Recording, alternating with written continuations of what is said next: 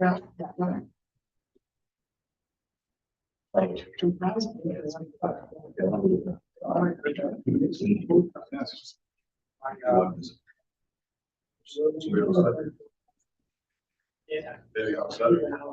Yeah.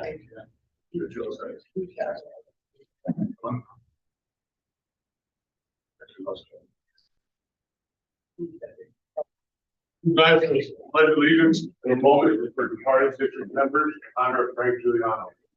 Pledge allegiance to the flag of the United States of America, to the republic for which it stands, one nation, under God, indivisible, with liberty and justice for all.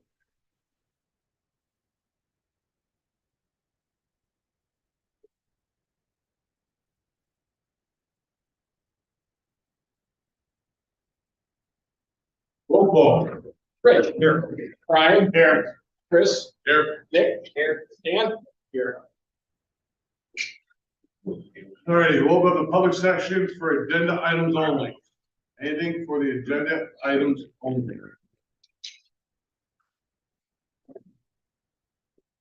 Yes, sir. Building report, go to. All right, I'm gonna make it my part, so to please the edits here from Penny Group to, go through all the details for this, bid awards. What we came to decide with the, construction is, we're going to go with the main body of construction. We're going to use alternate number 3, which is a brand new generator, in-house generator. That'll be a whole house generator. And we're deleting the funk room, additions. That way there we have, a little bit of cushion with money to, foresee any problems with construction. Therefore, we're going that way.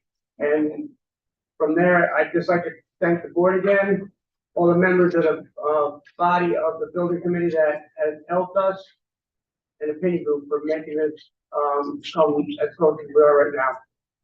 So thank you, and I'll give it to Ed right now.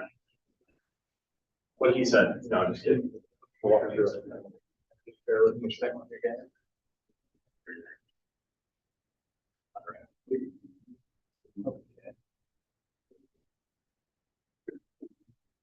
Okay, so what I'll do is I'll walk through the entirety of the kind of where we're at with all the bids. I'll take you through how many bids we received, when we received them. We received bids at primarily at the Winesville station. We had in our specification, we had to change the location for the bid receipts to be Winesville. It was set originally to here. There were a couple of companies that missed the addendum, but we received them all before the deadline. And it really doesn't cause any problems as long as we get them in before 2:30. Bob brought them over to the Winesville station on the day of, and we read them aloud as required by Jeffrey's law. So what you see in front of you here basically is where we landed with all of the low bid contractors. And I'll just quickly go through the GC bidders. We had really good coverage on midday from all the contractors. We had a minimum of 4, in some cases 5 bidders at each of the contracts. We had 4 prime contracts, a general construction contract, a mechanical contract. Here we received 3 on the mechanical. We received 4 on the electrical. And we received 2 on the plumbing. So where we landed with all these kind of feed into that other spreadsheet. I'll go back to that. You know, we can pop back to this if you guys want to ask questions or whatnot. But essentially where we landed with the low bid summary was, I don't know if put some numbers in. Yeah, we need some numbers here.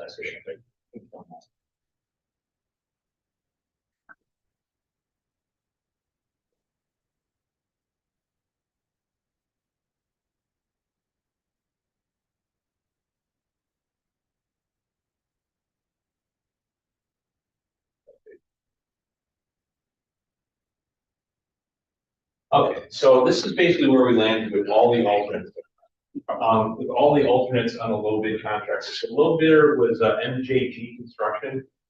This is Micah and Gary Hensel. I called all these guys and made solicitations with them, made sure the bids were good, made sure they're happy with their numbers, and kind of let them know, or alluded to the fact that we may be moving towards not doing alternate number one. They're all fine with that. Because ultimately, the decision's going to come out of tonight's meeting, and we're going to move forward one way or the other. But I called, actually, the nice thing about the way the bids shook out is that the mechanical contractor and the plumbing contractor are the same company, the Jezer Mechanical, or the Jezer Industries. I've worked with all of these guys in some capacity at some different companies. The one wild card was Dynamic Electrical Systems. I hadn't heard of them before, but I talked with Matt today, and he's happy with his bid. He was a low bid guy. They're a spin-off of a previous company that didn't get into it that far with them, but they certainly have a staff and team able to take on the job. And their bid was actually very competitive. So you can see we came in under on all 4 contracts, anywhere between 15 and 40% below what we originally had budgeted. The overall project cost that we approved in the referendum, rough numbers, was about $2 million. So it was a little shy less than that, but in general, this is the published bid amount, and this is what the guys came back with in the green there. You can see each of these are pretty far below what we anticipated, which is great. Allows us flexibility in how to move forward. We're seeing in the market right now, this is actually the 3rd bid that we've had in the last 2 weeks that came in pretty significantly on the budget, which is great. We're starting to see the market settle down a little bit. That's not anywhere near what we were pre-COVID, but we're not seeing these astronomical increases year over year. So we're actually on the street at a really good time. We have very good coverage, and we've got really highly qualified guys that did work. So where we landed with all the alternates, you can see that there's alternate number 1, which is bunker addition. Alternate number 2 is the generator conduit. Alternate number 3 was the actual generator. And then alternate number 4 is the new shed to replace the existing one that's failing. Alternate number 4 was the epoxy flooring. The reason why we did 5 alternates was essentially to give ourselves a little bit of a safety valve. We had talked about this early on, about potentially doing the bunker addition and bidding that specifically as an alternate to see, number 1, where the costs were going to come in. Number 2, if other things came in high, we'd have an opportunity to kind of throttle that back. Same thing with the epoxy flooring and the generator. We do that depending on how the bids shook out. We're going to have some flexibility in what to award. Thankfully, we came in far enough under budget. In general, we're about $458,000 below what we needed to be, and then which is about 23% in the grand scheme of things. But as Joey alluded to, what you saw before, is that we start to look at the items what we call below the line. So from contingencies all the way down through some of the other pieces and parts that we know the district is going to want to afford during the construction. Things like, well, we always build in contingency. In other words, if things aren't going the way they need to go, we run into hazardous materials, which we don't think we're running into. As soon as you start opening up walls, you never know. So we always build in some money in there to cover that just in case. In this case, we would carry about 7%. Incidentals are the other big number here. You can see that includes things like our fees, professional fees, Terry's fees, to cover all the parts and pieces that are outside of the construction value.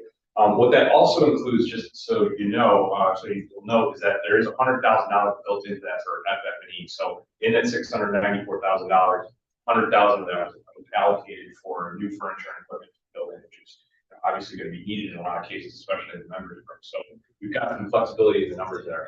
And then we know we're going to have some upgrades to security cameras, the door access hardware, some Plano vent upgrades downstream. The Plano vent upgrades actually, we budgeted $25,000, but we will be getting a credit back from the mechanical contractor on that one because we did include the fan in the actual bid, fan in the installation of that. We'll peel that back out and just have air cleaning systems perform that work, which should save some money directly to the district. And then we've got the fire alarm control panel access and upgrades, some Wi-Fi upgrades, and then the HVAC controls piece, which will have to build directly with Johnson Controls. Separately, there's parts and pieces that they will provide into the new units that are going to be on the roof. As we kind of anticipating what those are going to be. And then we built in some additional costs for outside landscaping and flagpoles and so on and so forth. We originally had was flag hanging these out. When you get down to the bottom line here, you end up with a bottom line of about $2,464,000 against the total bid referendum, which is about 2.850. So you end up with a net savings of about $385,962. Sean, really like that number. Sure. So that's really good. So what that means is we can afford to start talking about alternates. And then we start talking about alternates. Again, alternate number one here in the yellow and all the other generator alternates. It takes the bid from 1.5 up to about 2.1 that you see right here. And then if you start to layer in all the other contingencies and some of the other pieces parts, you can see that that total bottom line is about $3 million, north of $3 million, which is going to be in excess of the 2.8. And obviously, we can't spend that money. So you take that gives us a deficit. If we took all the alternates, it's about 216,000. You know, there are ways that we could potentially afford that. I think the incidental number is a little bit conservative at this point. We know some of the things that we're working with Sean and Bob to come up with the actual costs on the incidental side. I'm happy to get into that. You guys were provided with the incidental budget that we put in the previous budget. It's in there. The blue, yellow, green spreadsheet. As we start to develop those costs and have actual costs in those lines, we will know more specifically that I think there's going to be money that goes back in the hole.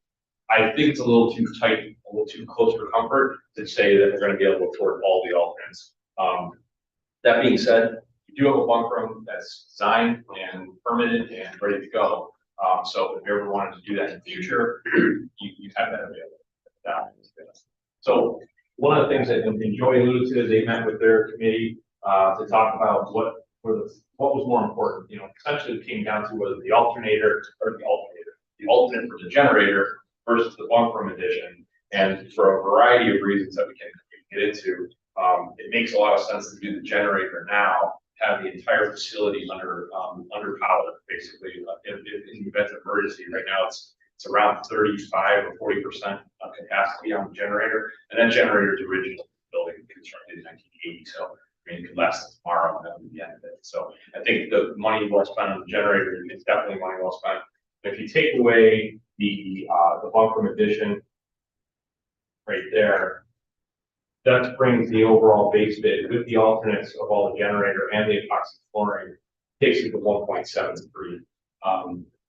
And then you start to tab in the other contingencies and so on and so forth. That gets you to a total project cost of about 2.665, which is 184,267 in the plus column. So that's money that you can either use for other things, or we just don't have to bond. It's really up to the district how they want to handle that. But as far as the financials go, we're in really, really good shape. The overall bids and how everything came back, it worked out really, really well. 2 for 2 from here to try to look at. I wish it would more on more projects.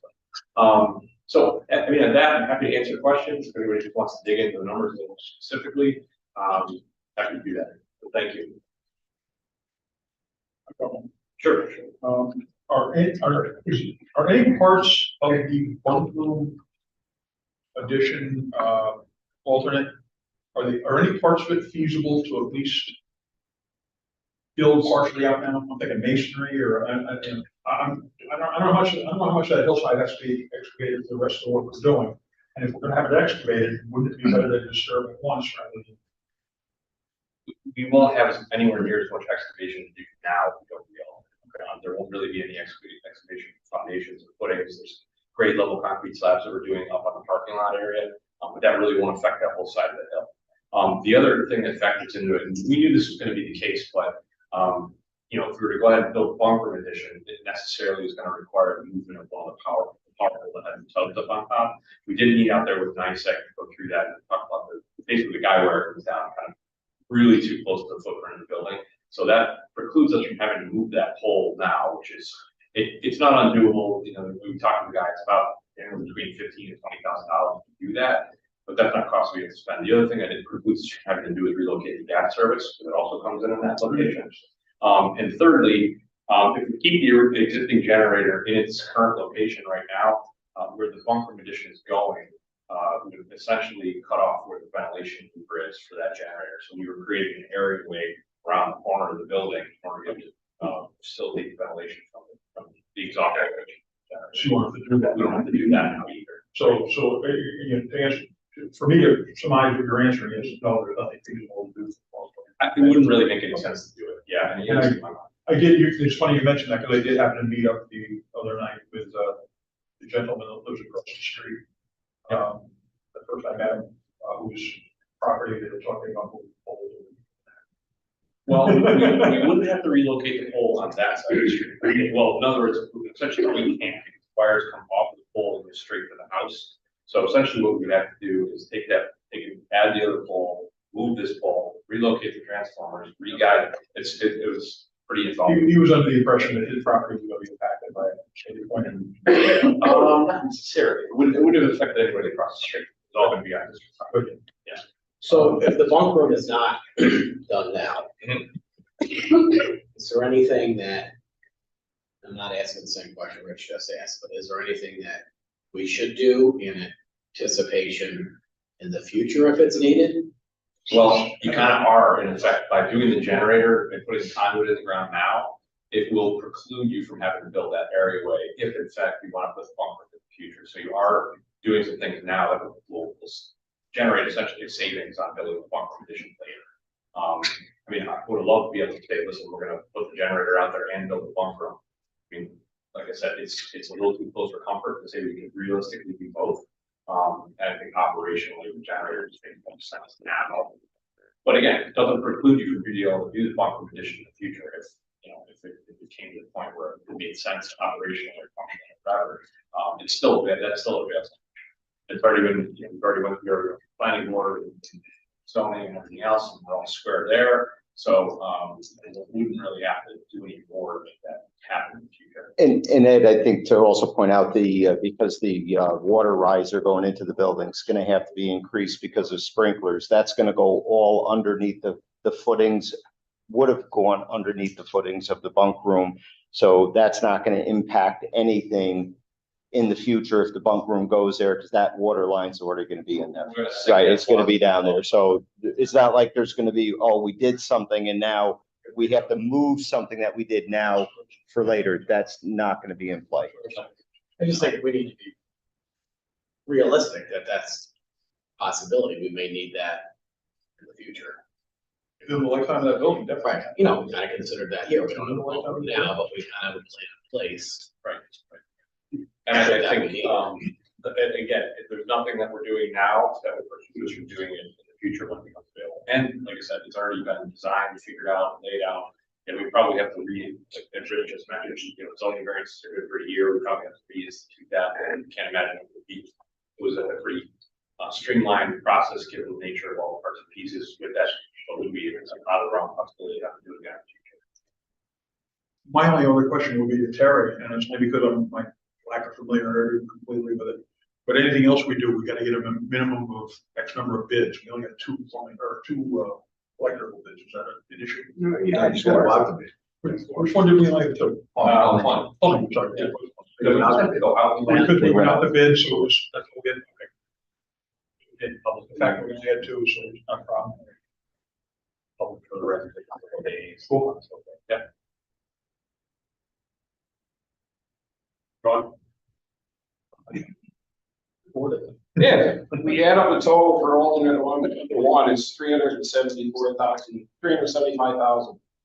Correct. You're talking right here about, if we don't do it, we're saving 385,000. So it seems like there's room to do that. And I know, but this is my issue or gamble is if we go over budget, couldn't we, if you guys don't mind, couldn't we curtail buying the $100,000 worth of FF&E until later? Like maybe we don't have to buy new tables right now. We do that under the general fund down the road. That way we can get the whole project done. Close. I mean, it's cutting it pretty close, but I think It would fit in that 385, and then we'd have an extra 100 to slosh around. We sign these contracts, and then there's some crazy thing happens in the market. Materials costs go escalating. They eat it or do it? They do, but they will do everything in their power to make sure they don't have to eat all of it. They're going to make the case that that's partly where contingencies come into play. Right? I know that there happened during COVID. Extenuating circumstances beyond their control or whatever the case may be, you end up usually having to have a negotiation. Even if we could just Is the, GC contract, does that include paving? That's the site work and GC portion of the work. I talked with all these guys, they're actually ready to get going, just after the holiday. The GC wants to get in there and start doing demo right away as soon as they can.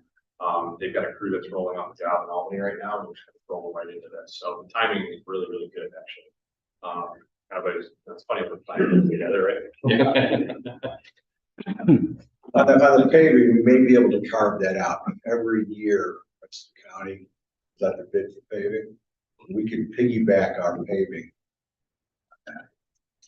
I think if you could, Terry, right, but I think if you carve that out of this bid, I think those guys are gonna quite follow that. They're gonna make money. And it starts to make that GC package A lot more attractive. a lot less attractive, Yeah, okay. right? No, the paving is, okay. Yeah, and the paving contractors, I know, I didn't get into who their subs are gonna be, but they can provide that to us at the post-bid information. We'll be getting that shortly. I believe, I think they used Hamel, maybe HMA, with Hamel's company, Yeah. the paving sub, and they're very, very good to work with. And, you know, I think, yeah, you're paying a little bit of OHP for the GC to control it, but that's on purpose, right? We don't have control of it. And I think, again, it made the GC package a little more attractive to a lot more bidders. The nice thing is the spread was pretty close. You know, on that bid, we were only 110,000 different. So, which is good. It means everybody's looking at the same set of documents. Nobody's got any wild card things.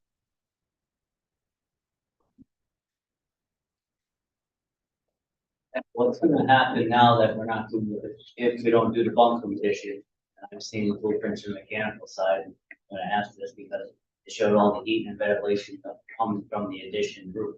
We specifically zoned that out, so we can basically cut that off, and it just changes the way that they will get submittals on the mechanical equipment, because, yeah, we were tapping off over that. All the AC was actually independent, on a split system. So the AC comes out, we'll reroute the heating and ventilation, downsize that a little bit, which go through and figure that out very shop. So we can get the shops. We're gonna let these guys know that we're not gonna, well, we will presumably let them know that we're not gonna do that piece of the work, and then there'll be a little bit of, you know, configuration that we'll have to do with our engineers and the local contractor. Rejigger that a little bit, but we kind of anticipated that, so that our engineers already have a plan in place to essentially resize, right size. It's a little bit smaller, but But the building's non-existent, it's not being built, where's the unit gonna go? You know what I mean? If the unit was going on the addition, no, it was actually tapping off the units that was on the roof. all right, so all the ductwork was coming down from upstairs. I'm sorry, I misunderstood. Yeah, we had a separate mechanical unit that was handling all the HVAC in just the wrong position, so we take that off, the unit goes with it, right? And So- what I'm asking is, the prints are showing the ductwork being brought from the addition into the coffee space, into the bathrooms, you know what I mean, doing a couple rooms right there. Yeah, I think we have, I'm trying to remember where we landed with the engineers on that. Some of And that, I'm saying, if we do away with that, now, that has to be redrawn, redone, and we have the capacity in the unit, the new unit that we're putting on the roof to get that in there. And I know we planned some shade space for that. Again, we haven't gone all the way down that road yet. That's gonna be the next part. because I just don't want to see 149,000 turn into 220,000, because, you know, remove the ductwork, and, you know, there's a lot of what ifs still up here, just from what I've seen on the blueprints, you know. I think it's gonna get, if anything, it's gonna, you know, that's their bid amount. The other 56,000 in alternate, the one was to cover all the parts and pieces on the mechanical side. I don't know that we're necessarily gonna have all that cost is gonna go back into the main project. It's a savings of 56,000 overall, but I think all that, you know, that 149 covers everything else in the building. We'll have a little bit of ductwork that we'll have to reconfigure, but I don't think it's gonna be substantial. You know, and again, that's part of what the game we play with bidding alternates, to make sure that we've got, you know, numbers to cover things, and that's also why we put contingency money. If they're saying, well, we gotta add a little ductwork here, we gotta subtract a little ductwork there, and the net cost is $15,000-$20,000 to do that. Maybe it's less, maybe it's more.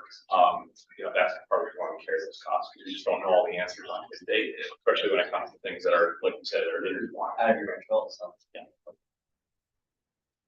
But that's right. I said, it's out of your control. It is, Until until we. prices come back, until you get out and sit and crying. Like I said, if we're sitting here cashing numbers out, if there's gonna be some change to the prints, this might add more money that we don't see, you know, we might go over that 100,000, just make changes, the electrical, changes a little bit of everything, so. Yeah, Like I said, you know, we right now by paper, we can do it, but we get in the middle of a project and we, you know, want to spend another 250,000, that's a lot farther projected than all the numbers here because we didn't build something else. Yeah, and I think that's part of the reason why we, you know, we built a contingency and we've got a pretty conservative FFP budget right now with this money for incidental budget rather. You know, there's field operations numbers in there that we know we're not gonna need all of them, carry that money to start with, so that those dollars are real and they're budgeted and we've got the referendum to do it. But I think again, at the end of the day, if you take the bunk out, you're still 185,000 or so in the black. That's money that we still have available to towards the project cost, the overall project cost.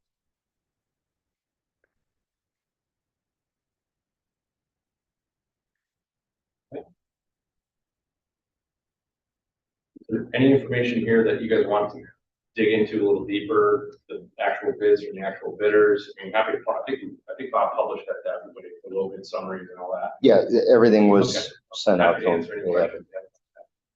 Most of my questions now, and after this explanation, I appreciate the explanation you gave us. Most of my questions are gonna go to Sean. I can go down to talking the dollar part of it. You're on. Oh, actually, Why me? Sean, I got a question for you. You can have the resolution, 2.8. Some guy named Sean just told us a few minutes ago that he saw a way to possibly see a path to doing the alternates. Okay. And I want to ask this, Sean, what does that do as we look 3, 4, 5 years down the road at apparatus? Is it, you know, it's money in one pocket, money out of it. What does it do? What does it do to the overall fiscal picture going forward? Well, that savings right there, that 380 down there on the bottom, said 380. Well, that money, if we save that much, can be used to pay the bond off in the first couple of years. The building. Building bond.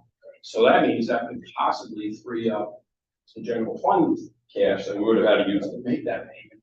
That could then go into the apparatus fund. Okay. General fund, so Okay. it's a possibility. All right, so we could realize that savings and then use it to pay building bond. Right. Okay. And then reallocated in the general fund. All right. Yeah, I think based on the alternate conversation, you know, I took the bunker out again, Rich, just for the purpose of this exercise, but essentially if you take all the other alternates, that number down there is where your savings on the overall bond. On the bond is one. Still 200,000. Yeah, it's $185,000.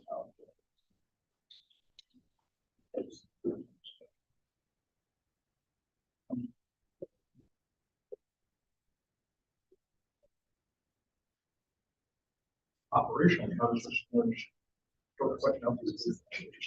operationally, how does this, all those things over the next? You gotta figure it's gonna be another 10 years before we break ground there again. So, Joseph, where's the generator going? That's going to go up on a hill, kind of in between the 4 arborvitae's up there. So we're gonna, that gas line there, that's Is it currently down, kind of. It comes actually, it's a little lower, kind Yeah. of more close to the street, it's got bollards around it, it goes kind of up. We have a little like kind of 2-block high retaining wall that will tuck into the side of the hill in the corner there, but that gas line will come out of the building and go straight out across the parking lot. So part of the reason we did the alternate is the generator conduit as being the main part of the alternate is that if in the event you decided to not do the generator, or just had enough money to do the conduit, you get that all cut in underground, so you don't have to come back later on, tear apart your pavement to get it in there. So the gas line will come off the street into the building and then come from the building out to the generator location. So it'll go through the meters, it'll all back up. And that won't sit where the bunk room would have been placed. No, it'll come out that's, we specifically designed it essentially where the airway would have been, kind of wrapped around the corner, it'll come out that side of the building. So you won't have to do anything with gas, water, the electric. If in the event you wanted to do a bunker in the future, we specifically did that, so we're not gonna have to dig stuff up that we already dug up. It's gonna be low enough and be deep enough that we can just literally put foundations on. Am I gonna hear that generator when I'm sleeping tonight across the street? Probably. God, yeah. Only when the power goes out. Only when the power. And then every Tuesday it's 6 o'clock. Let Sean, yeah, Sean. Can I get a remote for it? You can set the exercise schedule. You know you can't steal power. Little conduit under the street. I got you. I guess my question at this point is operational, and it's for us. I don't think it's feasible to even consider that we'd be breaking ground there again within 12, 15 years. I don't think the public can stand for it. We're going back over another bond. They're gonna, hey, well, didn't they just do this 10 years ago? Wasn't there a bunker in that other plant? And we, you know, even if we told them why we eliminated it this time, it would be hard to sell. Are we comfortable saying no bunkering for 10, 12, 15 years? Operationally, I guess that's my question. Joseph? Just to give you a little bit of information, Rich. Yeah. We had some discussions about the bunk room with Bobby and some of the other commissioners and some of our people. And our thought was the generator was necessary now because we have a 43-year-old generator. We talked about the bunk room. We talked about actually in the next 20 years, are people going to sleep there? Or are we going to have a staffing situation like Shaker Road where we'll have 2 to 3 people on duty during the day with no staffing at night? And we waited like this. The district, we understand in the next 7 years is probably gonna spend $4 million on equipment. I don't wanna talk out of school, but after discussing this with some members, and I understand what you're saying about new construction in 10 years. I think we should just think about it hard, do away with the bunk room. This is only my suggestion. Do away with the bunk room, not even think about it. Leave that money in years to come, maybe for staffing during the day, if we need staffing for drivers or somewhat for janitors or whatever you want to call them. It would be here and over there. It might only be 2 people per rig or whatever. And this is only a suggestion. Think about it that way. And maybe not even worry about the bunk room, because in our station, if we had to, I know there's a window thing with the bunk rooms, but we may be able to put a couple cots somewhere. You know, if that makes you feel better. As long as the committee's fully discussed it and they realize that, you know, it's probably gonna be Well, and you know, 15 years before we can put a shovel around it. the other thing too is our generation of firefighters right now, I don't think they have that kind of commitment because their jobs are taking them elsewhere. And who knows where our departments are gonna be in 10 years. All You right, know, as long as the members of the fire company are comfortable with it, then they're giving that recommendation too. I just want to drop the idea because we think we're saving a few bucks. Because well, I don't think you're saving a few bucks. I think you're saving, you know, enough where if down the road, when we finish this building, we can utilize some of that money for the training offices or training room. And, you know, you get a few tables like this and chairs, and then some of that money can go back to helping put towards the bond. I think that's money spent better that way than a 3-bay bunk room that may or may not get used in the future and may just get used for storage. thank you for the explanation. I think Joey makes a lot of good points Yeah, there. Well, I know we've been through this. This is like 10, 12 years now that we've been doing this, so we've had a lot of discussion on a lot of things. So once again, thank the board. Terry, thank you very much for all that you do for us. So, that's all I got to say now.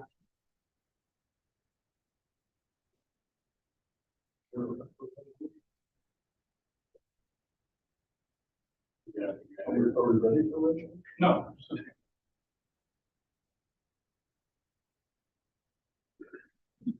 Well, I think the expectation was, Accept the bids. was to accept the bids And and move, alternates. right, and then move on to. 1.5, I understand it. Yeah, I think that tonight, what you'd ask is that you, accept bids as received. And then I think what would also be helpful is what I would do next is issue write a letter, essentially a notice to proceed to each of the local bid contractors that typically needs to be executed by a member of the fire district. In past cases that I've done this, usually they'll authorize duly authorized representative. You guys can vote to authorize Bob to execute the contracts as the purchasing agent for the fire district, and then we can send those letters off to the contractors, and that'll be their formal giddy up and go. So that's typically how we do it. Or unless you have any others. No, that's fine. Although I'll miss Bob, I'd rather see Sean go to jail. Sean's like, I'll make the motion. My wife has a nice place in St. Martin, all picked out, curtains, all 9 yards. When I get out in 15 years, I'll be all set.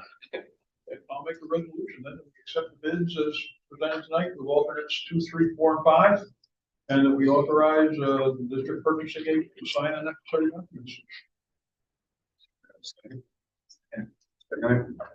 Roll call. Rich. Aye. Brian. Aye. Chris. Aye. Nick. Aye. Dan. Aye.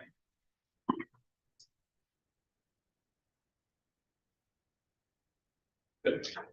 Thanks, Joe. Thank you. Thank you. Better than having bad news, right?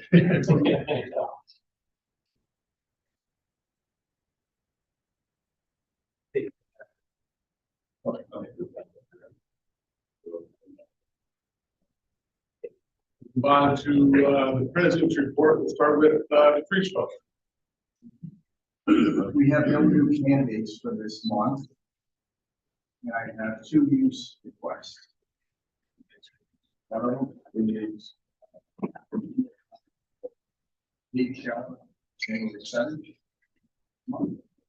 And the second one is for Yelp Cody, American Red Cross, on January 27th. That's all I have for request. Last one, President. I don't have too much to report other than this past weekend, we got in there, and we started keeping everything pretty much out of the building, everything just about cleaned out. There's still a few more things got to be done. And once we're finished with that, we'll be ready for the contract and get it to go. Who will file this monthly meeting? Based on your job box. And read them.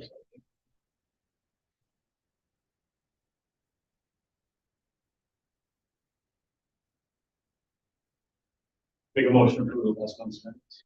Seconded by. Rich, all in favor? Aye. Treasury report. Right, you should have a copy of the treasurer's report in the digital Dropbox. The money market account has a reconciled balance of $1,070,007.20 for that amount. $77,024 for general fund. $529,796 capital reserve equipment. $383,972 capital reserve building. $26,273 capital reserve repair. Near $10,467.02 for interest on the money market account.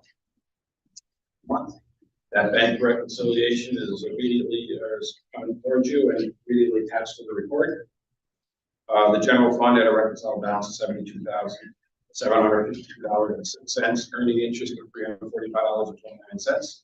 And then the capital project fund, WFP, has a reconciled balance of $2,471,845.16, earning $6,077.48 worth of interest for the month of November.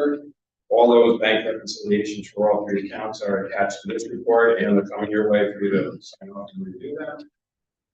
There's also a list of all the checks that were cut and who the vendor was and the dollar amount listed in here for the month of November, and they were all approved at the November month meeting. And then there's a list of which is budgeted expenditure list there for your review. We're really, really tight. It looks like we have for the rest of the year, $100,000. Way under $100,000. So please don't spend any money tonight.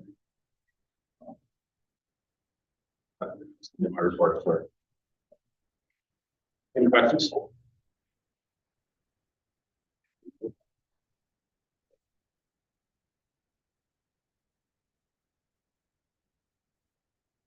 We said that there was 100,000, but we have whatever, 50,000 tonight going in, so. Nice. Nice. It's 9,000. Questions? I'll make a resolution that we accept the report. Second. Brian, roll call. Rich, Brian, Chris, Nick, Dan.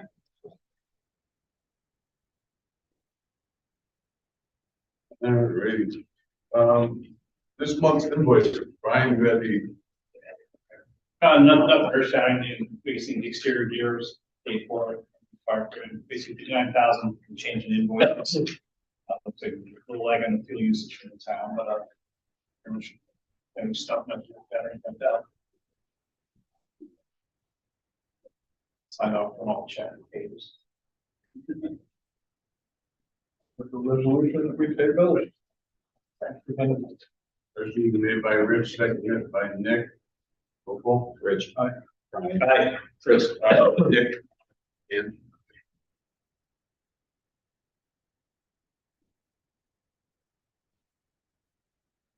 Correspondence. We received some comments from Mark Lasavita, North Greenbush Planning Board regarding the Manans Bridge project that he sent to the supervisor and others. We received a check from Key Bank for $4.83. That was to close out the account. Is that correct? New York State Association of Fire Chiefs 2024 seminar series.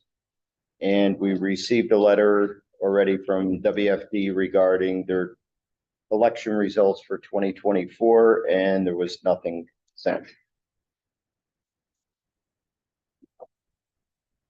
Old business. We have in our Dropbox the maintenance agreement with Vander Mullen.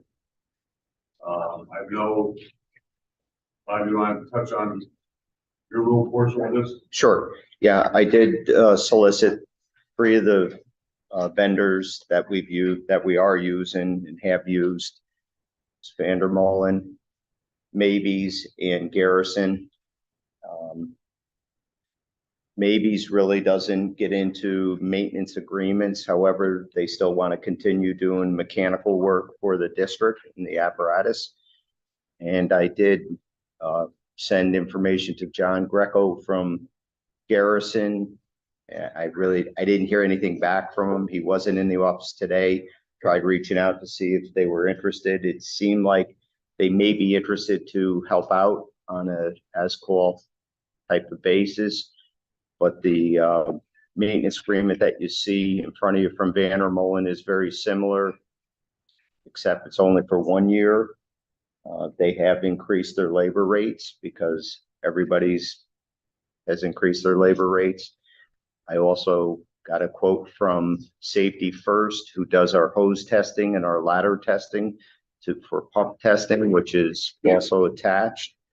And we could save a few dollars there by having Safety First do the testing on the pumps. So there's some different options. We don't have to, this isn't something you have to approve tonight. We could go back if you have other questions that we want to work on with Vander Mullen or other vendors. I'll be more than happy to do that. From the sources that I go to, and some of them are, are chiefs that have the know-how of companies that are out there. There's not a lot. And the ones that are out there, they're all facing the same struggles as everybody else. It's manpower and just trying to get, service all their customers. So I know last month, the chief said that they were, for the most part, happy with Vandermolen for the PM. We know that we've had issues doing mechanical work, and that's why we shifted gears and gone to Maybes to start having them do a lot of the mechanical work, and that's working out good. But we're running into the same thing with Maybes. They're telling us, we can't get stuff right in. But that's, I think it's a good contract. Chris and I did look at this earlier, and we do know that maybe we might want to start having Vandermolen do more work at the stations, just because what they're charging us to bring a person, hop in the truck and bring the truck back to them, you're paying for that. I mean, you're paying for their labor. I wouldn't think that we would expect that. We're not gonna. It's $250 per trip. That jumped out at me. Right. Yes. So, Bob. yep. Like we said, if you look even at the hourly rate, bring it up to the top of $160 an hour. After $10 was a right here in your firehouse, and that eliminates that $500. That's, oil change, maintenance, whatever. Be done right here. With safety first, they come here again, they can go through the pumps, test it. If there is something wrong with it, then yes, we get everyone down here, or whoever, fix the issue. Kind of comes back to that old rescue 4.2 with the radiator issue. Here we were getting ready to spend $16,000, and then it turns into $8,000, and then it comes to find out it's only a loose plant. So I think we really need to start covering ourselves a little bit better, especially when it comes to our vehicles and maintenance. I just throwing it out there, got around a little bit. I see firematics around, whoever, just to see what we can get for our best bang for our buck.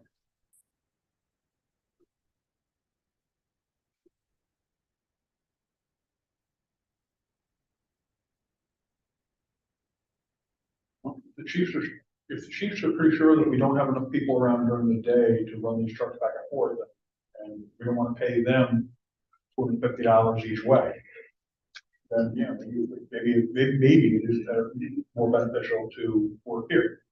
However, wasn't the floor out here damaged when they were draining something out of the truck company at one point? Yeah, it was the truck company that was over here having, I think, radiator or something done to it. Number of years ago, Yeah. And so we're upping the, potential for damage in one of the buildings. We're gonna talk later about a contractor coming in to look at chips on the floor.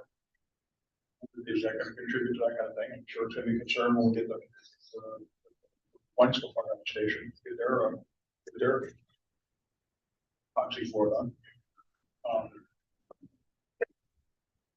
Again, it's metals. Chris, what I would maybe ask the board is, give me a little bit more time with this. Share it with the chiefs and their people. Hear back from Garrison. And then, it's not gonna be a problem passing this in January. And then that way, we're gonna have more feedback. I might be able to talk to Vandermolen a little bit more about these costs for transportation, just to see if there's something they can do where we might be able to lower that a little bit.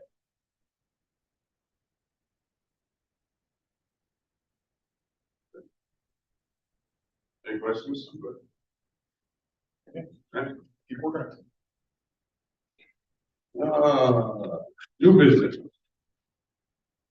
I need to schedule an organizational meeting.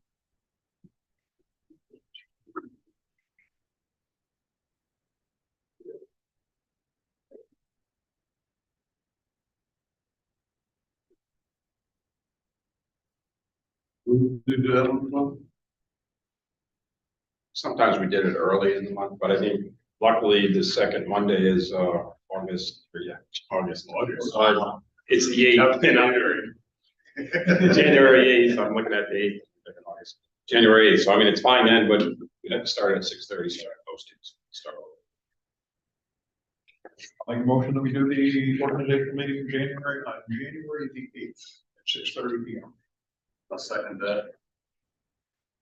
All in favor? Aye. Any opposed? Alrighty, renewal of our editorial contracts for 2024. We're using Clean Master Pro for the DFD facility and Derek Frandy for WFD. I asked them if they could hold their price. They said yes.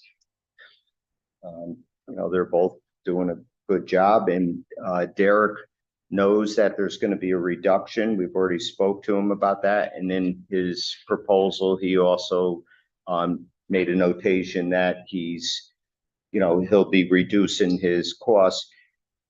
I think we still want janitorial there. I think it's important, even if it's on a limited basis, that way they're covering other areas that might be getting more use. That he gives us a really good rate, and he's already saying he'll reduce it. So my recommendation would be to move forward on it. Pretty much happened, the solution with the same janitorial that we've had. Resolution to go with that. Second by Brian, roll call. Rich. Aye. Brian. Aye. Chris. Aye. Nick. Aye. Dan. Aye. All right, renewal for our medical director agreement. Anybody have any?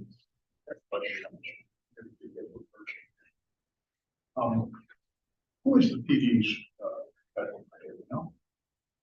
Anybody knows that? No, no.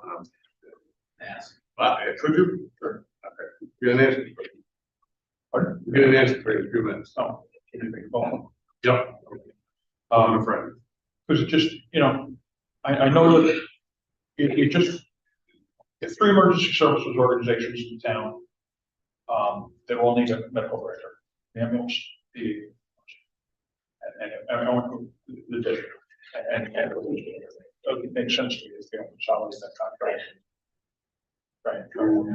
We know the ambulances. I believe the ambulance is Dr. Gash. Yeah. Who lives right here in town.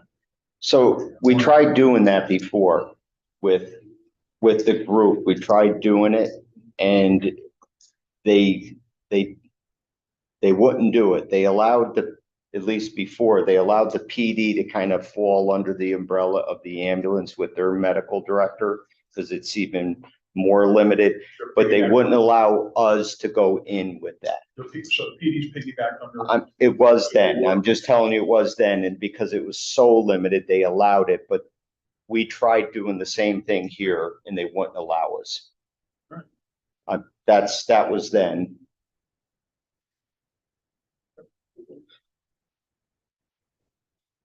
Do you want to read for that? Goodbye. No, I mean, the contract, we've got a 6-page contract here from,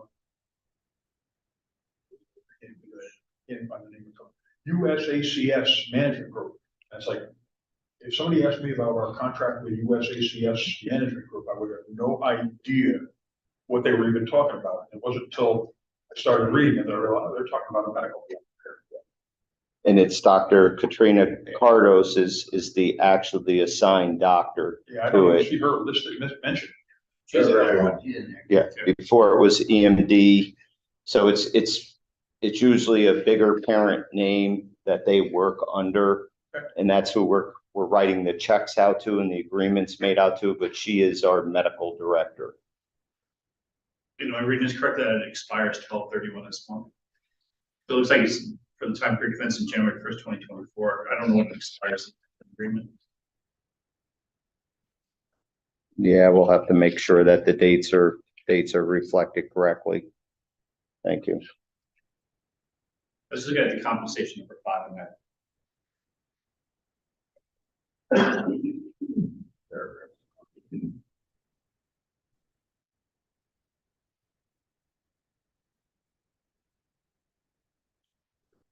Yeah.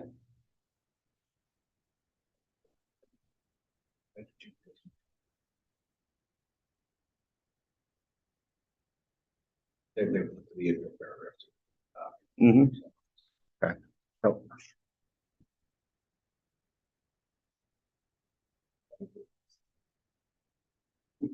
I'll make a resolution that we extend this, well, Sorry, go ahead. The police chief thinks of Dr. Daly. There was a- Double check. Dr. Daly's was Jeff the, said they use, Dr. Hayashi. Hendrick Hudson officially named, but we use Dr. Hayashi. He signed on as our medical director there for DFID program. So. It's just consent. we had a contract ready to go and it hasn't a problem. I think a resolution, we just hold the contract with any funds. We're not gonna have time to get another one together between now and the 31st. I'll second that. Roll call. Rich. Aye. Brian. Aye. Chris. Aye. Nick. Aye. Dan. Aye. All right. Excellent. Repair to the block or the spot in the Andrew. We have a pool here.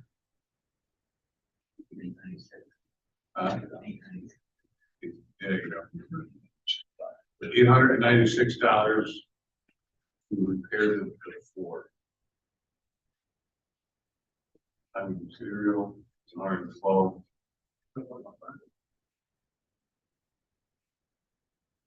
It basically is covering this about 20 to 30 dings and nicks all through the, the bay, registered training, dropping tools, stuff like that. I think it's, it's a pretty good quote. It's a lot cheaper, I think, most thought it was gonna be. We did went to the original company, was Tech, I think. Yeah, Tech. They didn't really respond, and after numerous phone calls, emails, text, kind of got a not interested type response, for lack of a better term. And this company is straightforward. It's called CTI. They do all Regeneron's flooring. They've done numerous firehouses across the Capital District, and I really think we thought it was gonna be a lot higher than $896. Five, resolution E. Gauge, I have them come and do the repairs. Resolution, so I have a second. Second by Danny. Roll call. Dan. Aye. Nick. Aye. Chris. All right, aye. Brian. Aye. Rich. That's, all right. Excellent.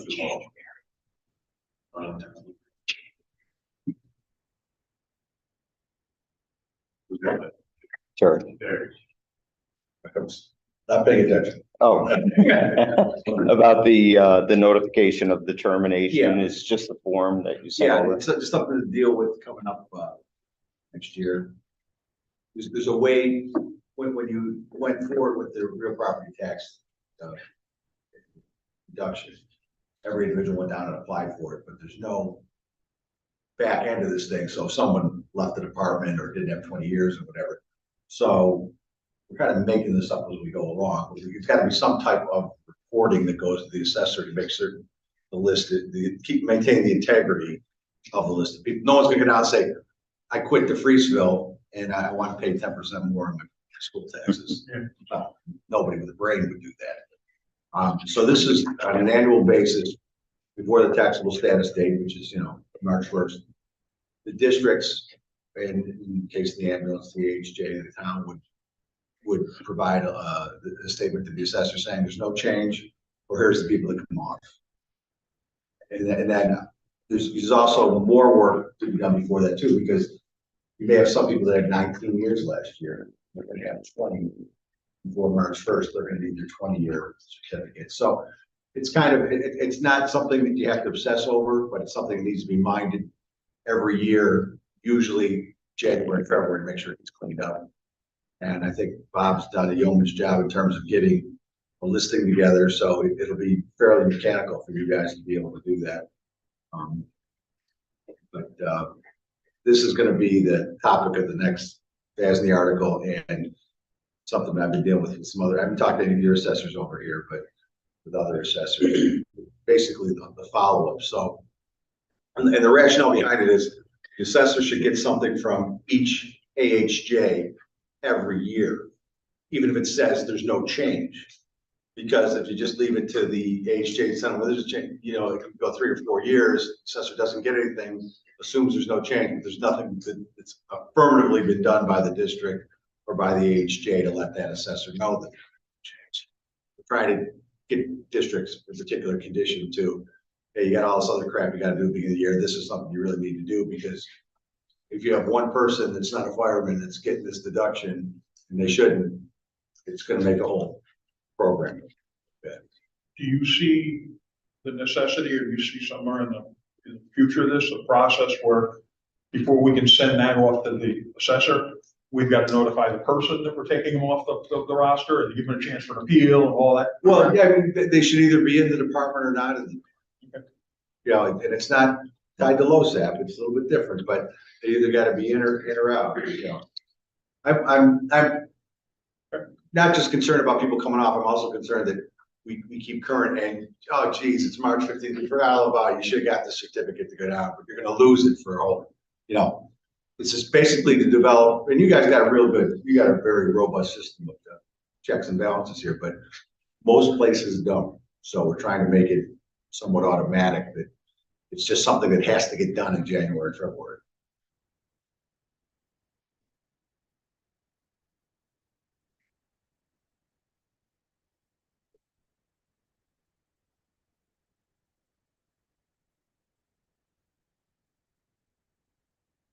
Any other questions?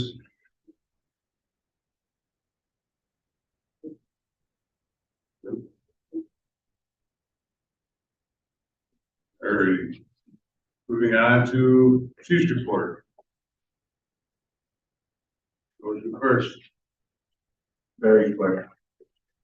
We got a list of our calls. We have a few minor purchases this month, nothing out of the ordinary. We were able, DFD was able to get a majority of their members through their physicals in November. We gave them a deadline until the 21st.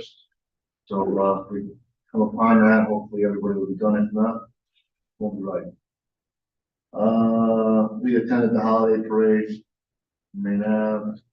Finished up on getting, we're finishing up actually tomorrow, getting the rest of our members trained on the Dell system. So we should be through that tomorrow. We are working on an app for the outline for the apparatus inspections, very beginning stages. So hopefully we can get that going. We're not writing everything on paper. And we put our interior gear into service the other day. It arrived last week, Bob.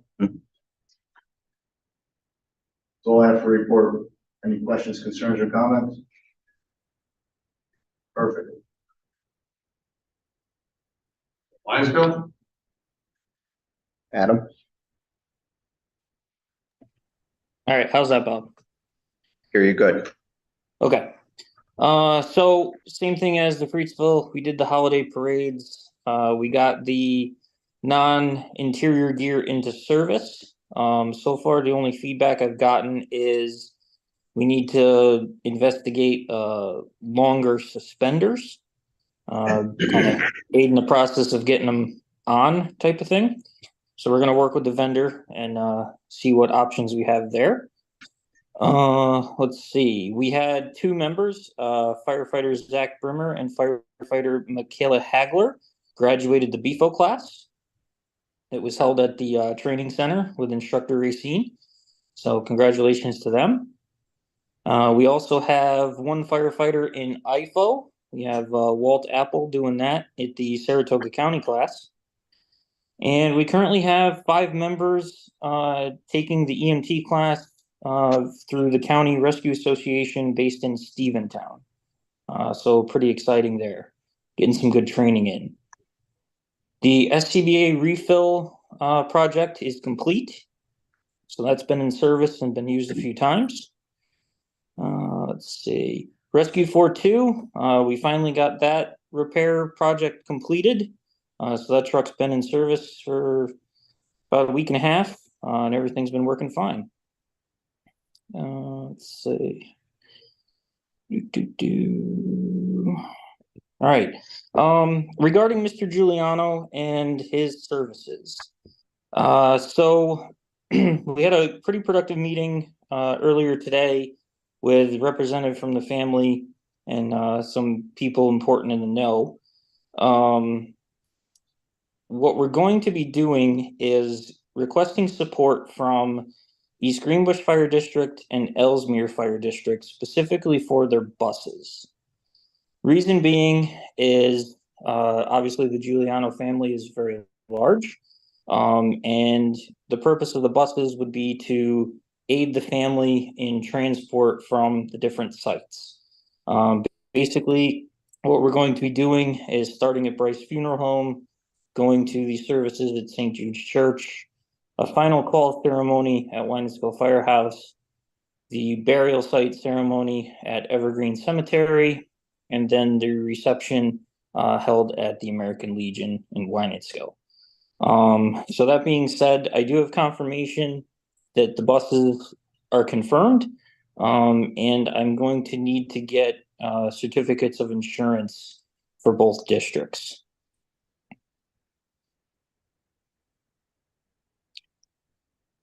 Let's see. So the wake is the 13th, Wednesday from 3 p.m. to 7. 6 p.m. is the tentative Winesville to Freetsville walkthrough to have our little ceremony. And then on the 14th, the funeral begins at 9 a.m.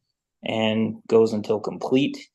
Basically, what's going to happen on Thursday, the Gray Ghost is going to be assigned as a hearse with pallbearers, honor guards, and then a flag display, gear display, final call ceremony at the firehouse. So that's that. Okay. So going back to the truck committees, the tasking was for 4 people for the truck and 4 people for the rescue. Regarding the Rescue 4-2 project, Assistant Chief Carroll has the following personnel: himself, Captain TJ Fitzpatrick, Lieutenant Eric Shantz, and Firefighter Walt Apple. Regarding the Truck 4-2 replacement, we actually had a total of 9 members interested. The tasking was for 4. I sent the 4 names forward, one being myself, Past Chief Ed McMahon III, Firefighter AJ Childrose, and Firefighter Jonathan Schroll. That being said, those 4 people, we did send a small paragraph regarding their experiences, assets that they bring to the table. Regarding the other 5 people, we had Assistant Chief Dan Wilson Jr., Past Chief Jay Wilson, Assistant Chief John Carroll, Past Chief Mark Mason, and Probationary Firefighter Cody Morrissey. So you gave me 4 spots. I had to pick out of 9 people. I think I picked 4 people that would make a great team, paired up with the 2 commissioners and the 2 members from DeFreedsville. A little bit of the background, the short end of it. Myself, with my involvement in things, you have Past Chief McMahon, who is one of the subject matter experts for Truck 4-2. You have Firefighter Childrose, who's a truck specification expert with all his qualifications and backgrounds in his civilian occupation. And then you have Firefighter John Schroll. So Firefighter John Schroll is a past chief from Shaker Road Fire Department, and he was actually part of their team that purchased the new ladder truck in 2021. So he brings a lot of experience with that to the table that no one else in the district has. So that is those names.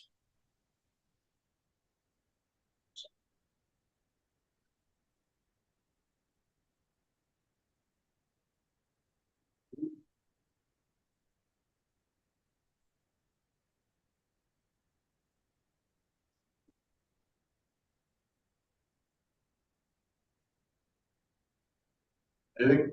What are purchases or? Anybody got first? No, I don't think there's any on there. I thought it was, sorry. There was a couple very minor. Got it. Oh, no problem. I think we need that.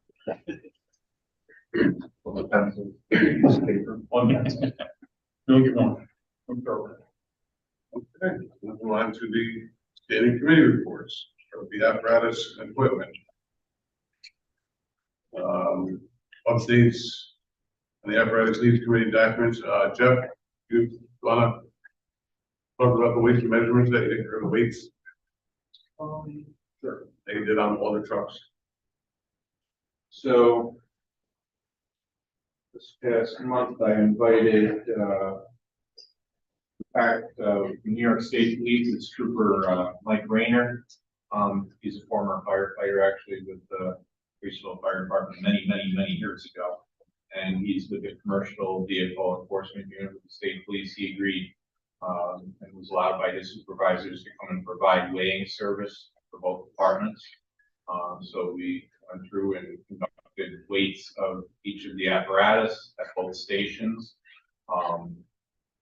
All vehicles passed, their weight limits, which is good news.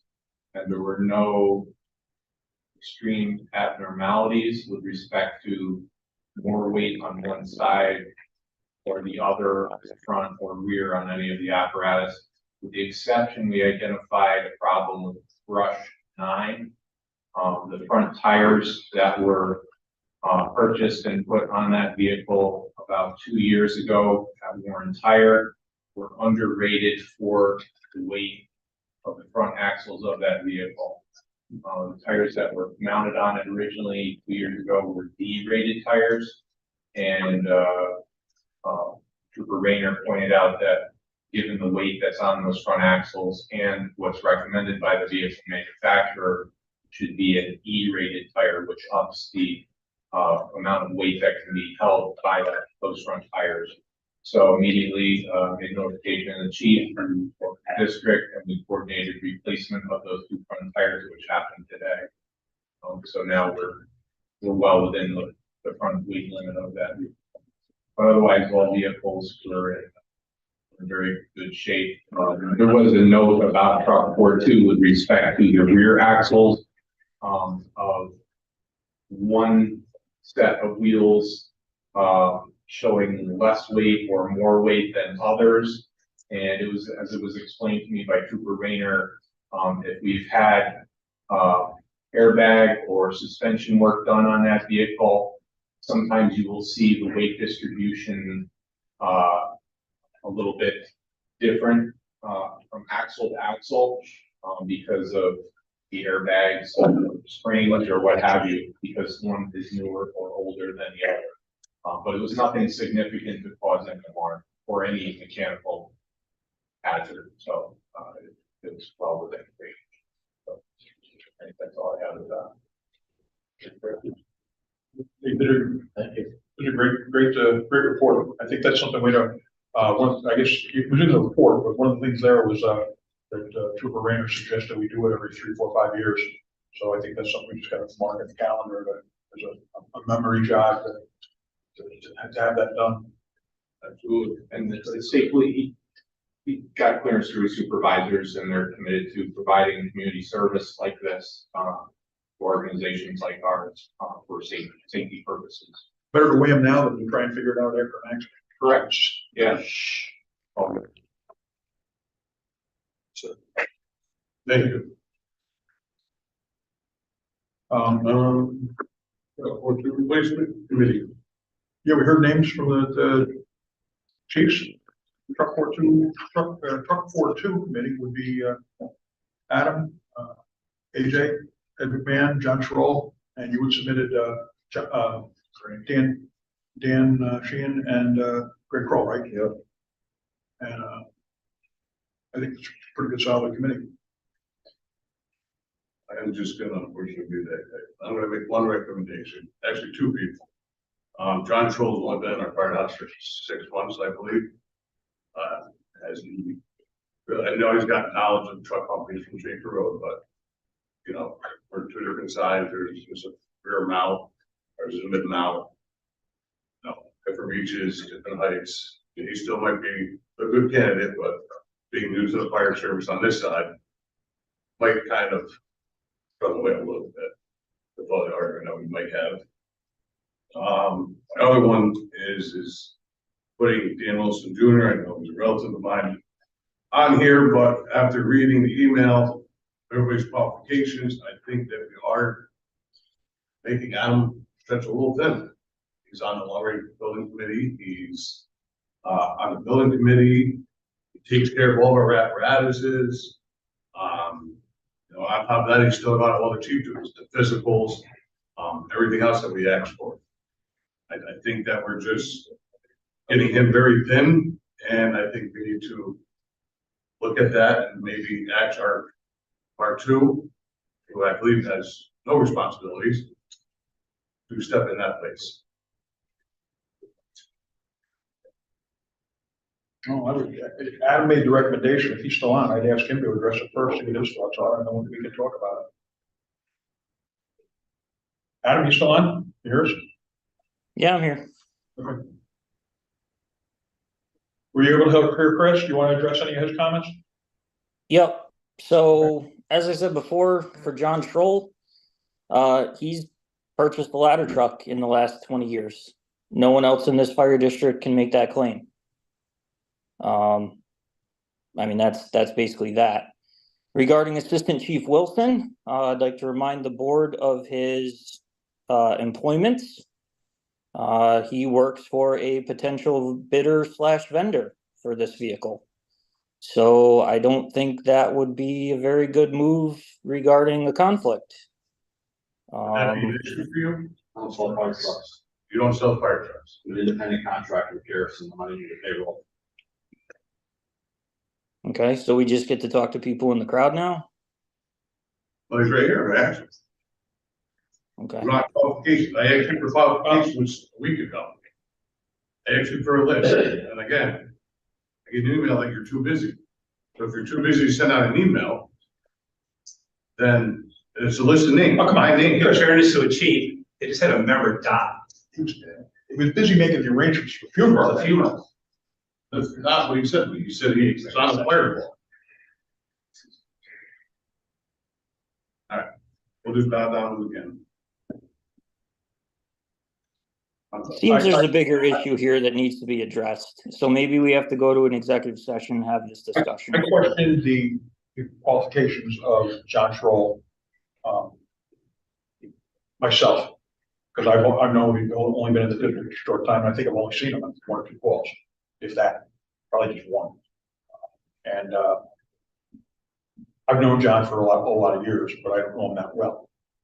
But I did have opportunity to speak with the person that chaired the committee that bought Truck 9, Rescue 9, and Squad 9 in Shaker Road. Had the opportunity to talk to that person Friday night. He's a personal friend, and him and his wife and myself and my wife had already made dinner plans, so I brought it up over at dinner. And he said John Schroll was one of the highest contributing members to that committee for all 3 pieces.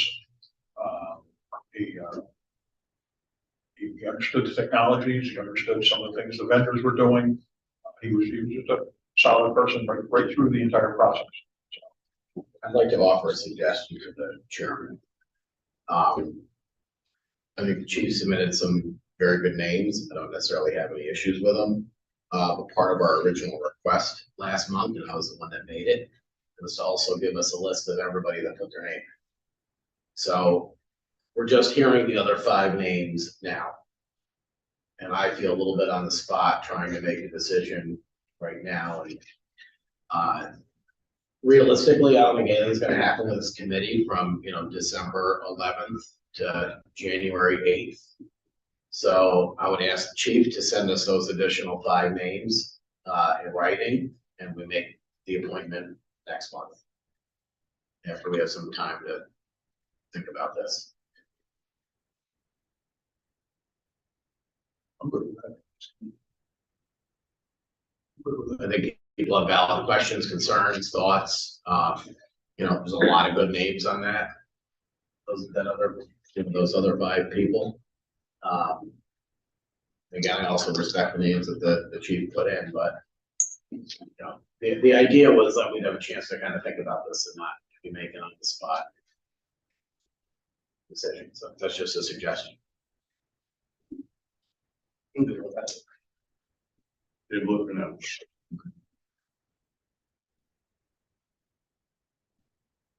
I'll do the same thing for the. Yeah.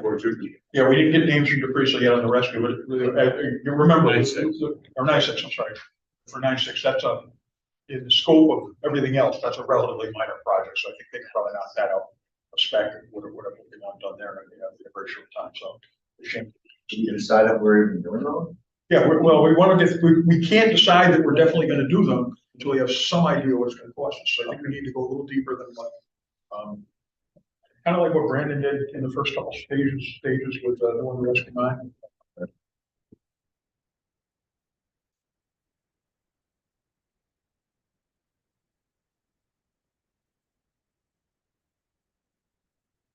Grounds, Ryan, do anything? A few things happen. I mean, obviously, we had to walk through with for the floor and the CTI. Fire extinguisher testing inspection was done both stations, kitchen utensil system inspected here at DFD. The HVAC PM done on both buildings. We do have a split unit over in the executive committee office. If I'm not mistaken, it's going to be replaced. We already had one of those fail a year or two ago. I think it was. Yeah, just a little drive motor in it. Yeah, so the motor's got to get replaced there. The tile floors were refinished. We didn't do, as a reminder, we didn't do Hawaiian spills this year because the had the construction project. So we would do both. Both generators had their service, and the boiler inspector showed up today. Great. I think, I think that's. I believe so. Yeah, we did. He came at a great time today. Or not, shit. I know memos went out to both departments about snow removal. Contacted, with the contacts, if I'm not mistaken.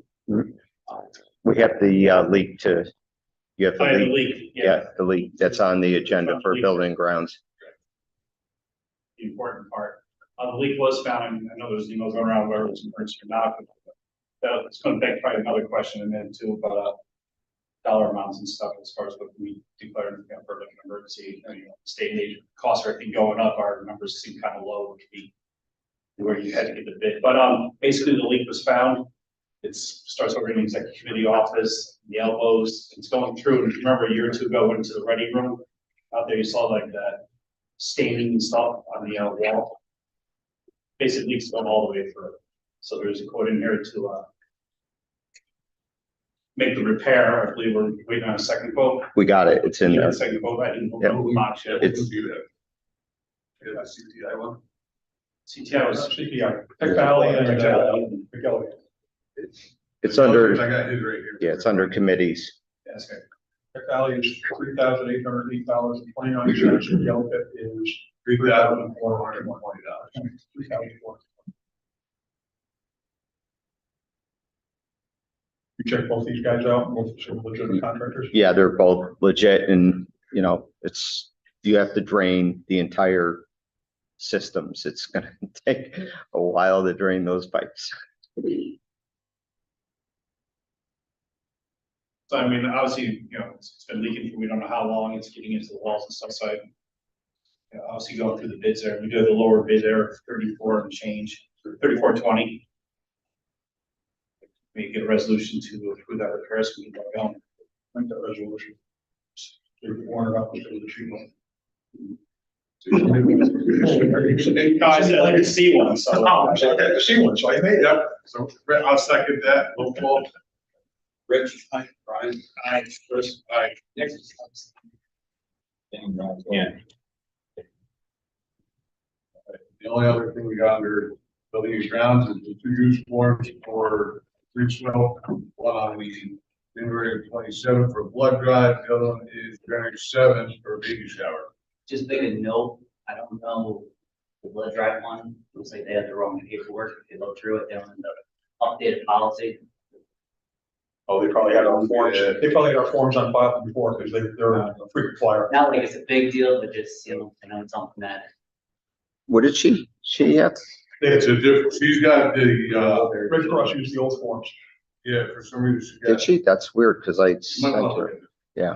They Okay. definitely, I was trying to do the comparison when, And I'll send it to her. She's really responsive, so and no big I- deal, like you said, just, yeah. I sent it to her, so I don't know, she must have just, Oh, you know what it is next? backwards. I believe, It's no big deal. yeah, it's a check sheet. The check sheet's over here, oh, and he doesn't have the policy. yeah, That's the only difference. but it is the correct use form, is that, Yeah, that top one's correct. okay, Yep. I apologize. Yeah. Trying to flip through both. Yeah, no, that's it. She starts off with the policy, he goes right to the checklist. gotcha. Make a motion to accept. The policies in front of you. Okay, I have a motion, second, Rich, all in favor? Aye. Any opposed? Carried. District personnel. Any, right? Nothing at this point, next meeting. Have a recommendation regarding, staff salaries. But we've done that at the January meeting.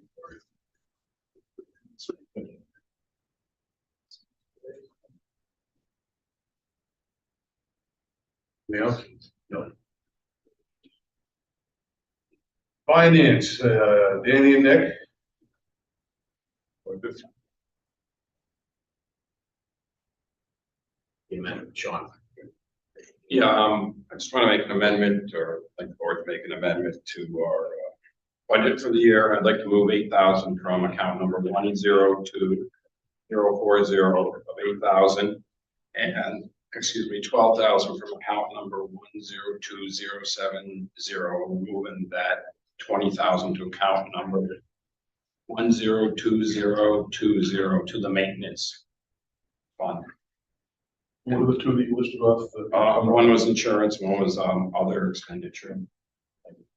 And then also from administrative account number 102-060, I'd like to move 4,000 from there. And 102-070, 900 from there, so 13,000 between those two accounts, and move it to the WFD maintenance account 102-020. We had a little bit of an overage in our maintenance actual expenditures, so. You're gonna can you give me those? Yeah, oh yeah. I can- Okay. Sure. Resolutions, Beth, Please. take it. Seconded by Brian, roll call. Rich? Brian? Chris? Nick? Dan? I have just two other things, please. It pertains to you. So here's, if you guys just wanna, this is a sample of the ballot for tomorrow night, won't be in that color, but just to review it, I want to get Terry's okay. It's the same one that we always use. Just get your okay on it. And then, what was it? Jason was unable to work the election here, so Jim Minor is gonna move from Whiningskill to here, be a ballot clerk. And then you had already passed in the resolution, James Dickinson as an alternate, so he's gonna work at WFD. I just want to let you know that, and then I encourage you all to come out and vote and support our chairman. Hey, can we say that? No. Strike that from the minutes. Well, he's the only one out there. Like the guys. Long range planning, Brian, Nick.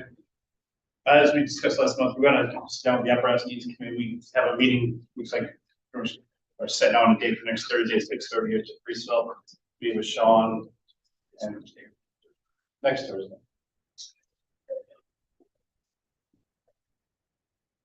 We still here? You said Thursday, but not this Next Thursday. This is too much lonely. Yeah, Vermont. I'll make it either way. Awesome. So we'll be at 6:30 to go over, meet with the apparatus. Just one representative from each. We have Jeff Steer and Chief Carroll. Each department's kind of go, their apparatus review. Meet with Sean to start talking about real numbers. Again, like we mentioned last month, you're gonna do a truck committee, you really need to know what's feasible. Before you do any, buy anything, you could do upgrade, whatever it is, we gotta get the money inside of it. So remember, hope you have a productive meeting Thursday night. Get a report back to you in January meeting. Is that gonna be the only update of the long range plan? You think, in the near future? Yeah, I think right now we're mainly meeting, building stuff's already being done. We're just meeting to go over the apparatus, really, that's it. There's no other real review or anything that we're doing to review the long range planning. And it's kind of critical. We're getting through committees and renovations and rehabs of truck.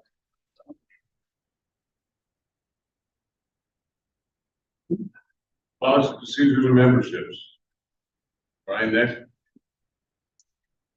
But you see, there's one item on there about the review the procurement policy contract for purchase public service sites, and that's what we Yes. talked earlier on the repair stuff. For example, dollar amounts, I not just the exact threshold, I didn't look at the policy, I didn't have time to look at the numbers, but the numbers seem kind of low. Being told they want to look at an increase. I don't know if there's any recommendations or not. Yeah, I prepared a draft policy for you to review, and then hopefully the board would act on it at January's organizational meeting. It's normally when we do that. It just kind of aligns it a little bit more with the cost of purchases, services, contracts. When you're trying to get 3 quotes on things, it's impossible. And we're just sort of, Sorry, I found I was in the wrong yeah, folder. that's okay. It just makes it very difficult to get. Terry, would you? Yeah, I mean, it's, and everyone knows the difference in costs up from 2 or 3 years ago to now. So it's just, you're basically adjusting it for inflation. Yeah. Just alone, just to give a little perspective, just alone for 2 guys to come here and prevailing wage is $2,000 a day, just labor. That's not even adding material. So, right. I mean, look at how low we're starting, $750 for one written quote. So, right.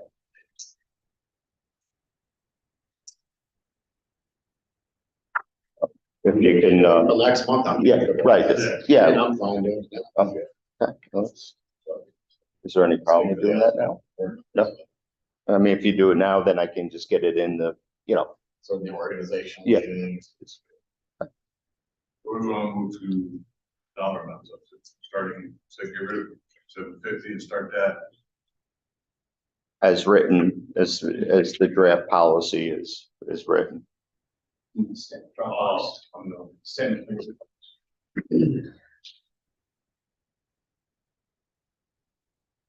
Actually, never written a purpose.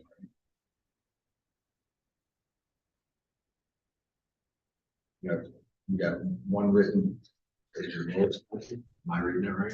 Well, Yeah. purchase and, Well, we have it broken down into separate for purchase, and then on the contract, public works side. the first thing in each instance is a written quotation. Yes.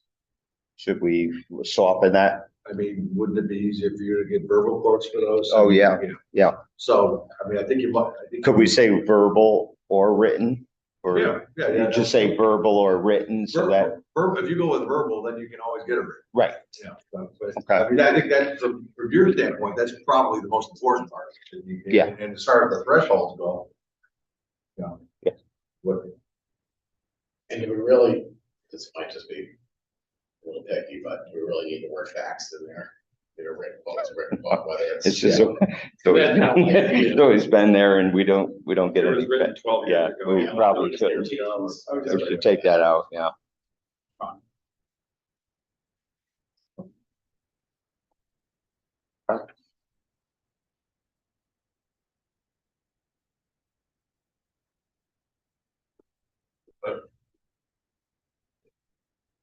Can amend it as, Yeah. Okay, no. I'll make a motion that we accept the way that it's written here.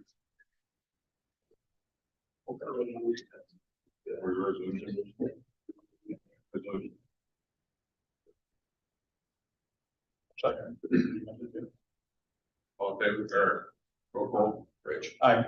Brian? Aye. Chris. Aye. Nick. Aye. Dan. I, LoSAP, Nick, Brian, Steve, residents. Well, it's had a small issue over line skills and paperwork that's been, to my knowledge, been pretty much worked out. I've never heard as much complaints from anybody, but that time of the year is coming up pretty soon to do our annual LoSAP review. And hopefully everybody finishes strong and makes LoSAP, because I know that some people are looking at the 11 months forecast from the chiefs there, where they printed out, they're pretty close at 9% for calls and stuff, so hopefully people will be out and send it up and get a lot of people qualified here. So that's it. Then, yes. IT, Dan, Nick, Nothing. Building plan review, Brian, that piece. It's probably, we did get, like, skipped, make, new drawings for, not new drawings, just one of the grading drawings for Factory Commons. That's kind of coming up at the plan board. It's not the public presentation. Yes, we have probably at least 1 or 2 more months for Mark plus Meta. Might get our comments or any new comments. And in the interim also, we do anticipate having a meeting, so being told it'll be with the building department and the developer before it goes to the planning board. Some or anything from the town on that. Or now to get the request for comments from the Nance Bridge project, and also Don Chief, who can get Chief Little's comments to at some point. Until we get a letter to Mark to the town contact also. But and Price Shop did pull a permit for ShopRite. But the variance is about 6 months for to go to the building. And then we got 3 cannabis stores coming up. All on this side of town, figure that out. Close to the highway. Where am I? Operations, Rich, you have anything? Bob, where were you had that discussion about, we had submit something related to, when people had their physicals, when they haven't, actually, it's can't testify. Are you talking about the, I think it's the cancer benefit. the cancer, yeah, okay, so, yeah, the Do we need cancer. to discuss that tonight, or is that, No, okay. no, we're just trying to, well, we are keeping, is it accurate records are provided to us? There's no actions that we have to take then? No actions, no. I do have a concern about the list that was passed around. I'm pretty good at chance to see that, I assume. And so I was waiting till we were gonna take an action on it. Right, no, but as a reminder to the chiefs, you do not have a fiscal in 2023. Do not ride a fire truck in 2024. Period. And there's members on that sheet that are 6 years out of date, still riding on fire trucks. There's people on there that are multi-years out of date for, fit tests. And they're still riding, still taking calls. So, I mean, and that affects the cancer, like, having a proper fit test affects their ability to be part of the cancer program. And if we haven't told them that they're not in the cancer program, and they believe they are, then there's all that, cross flash that's gonna happen should somebody get a diagnosis. So we really need to get on top of those lists and tell these people that if you want to be in these programs and you want to ride fire trucks, then you need to take care of the medical stuff. I mean, we made it as easy as you can. You just go down here and move forward. Not hard for anybody to get to anymore.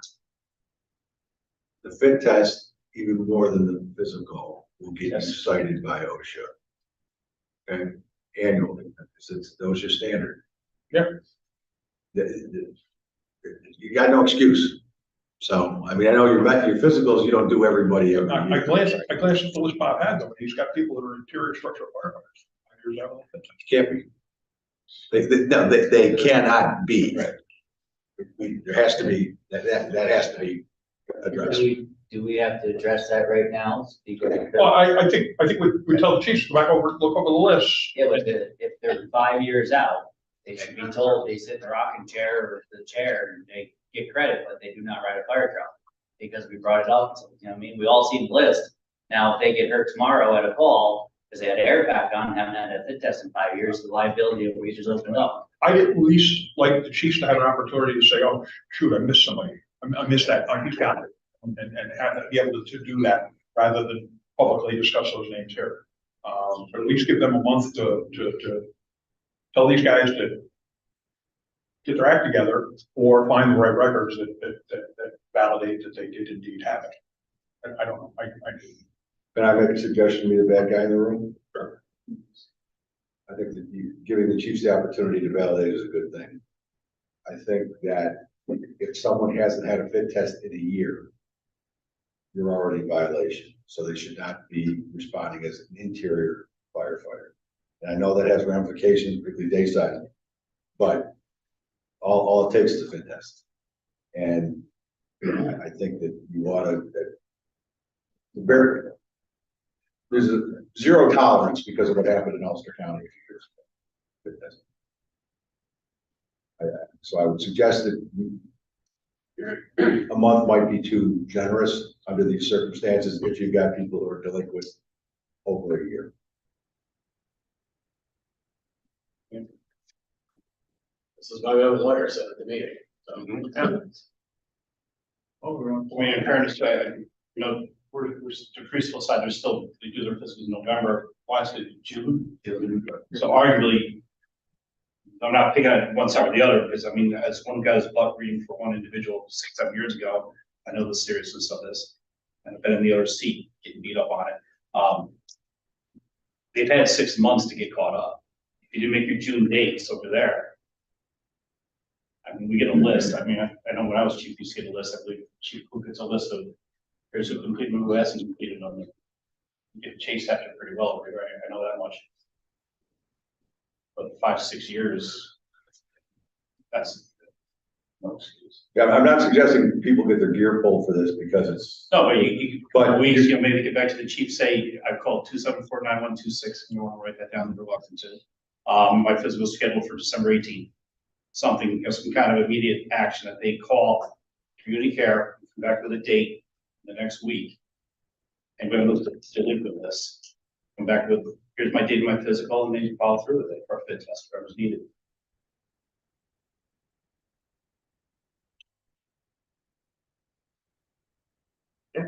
you got 1 week to make an appointment. Yeah. It's a You phone don't have call. an appointment within a week, you're not interior.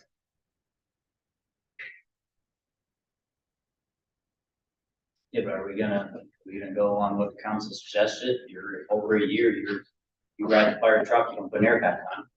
Yeah. That's a decision that has to be made and the point to the chiefs right now, so make sure, because like I said, we talk about it here, so just we gotta make sure it gets iterated out to the departments that this is what we decided on sitting here. Right, so you can be a year, you had, that means you had one in 2022. Yep. It's supposed to 2018, 17. There was one, week. and again, I glanced at it, I did not study it.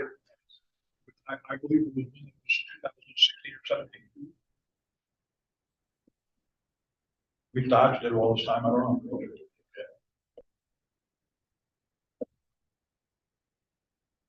I'm okay with every more a year, you're no longer interior until you get it done. Usually it's calendar year, because it's never exactly 1 year, you know, you might have had yours, whatever, but you're pre-2022.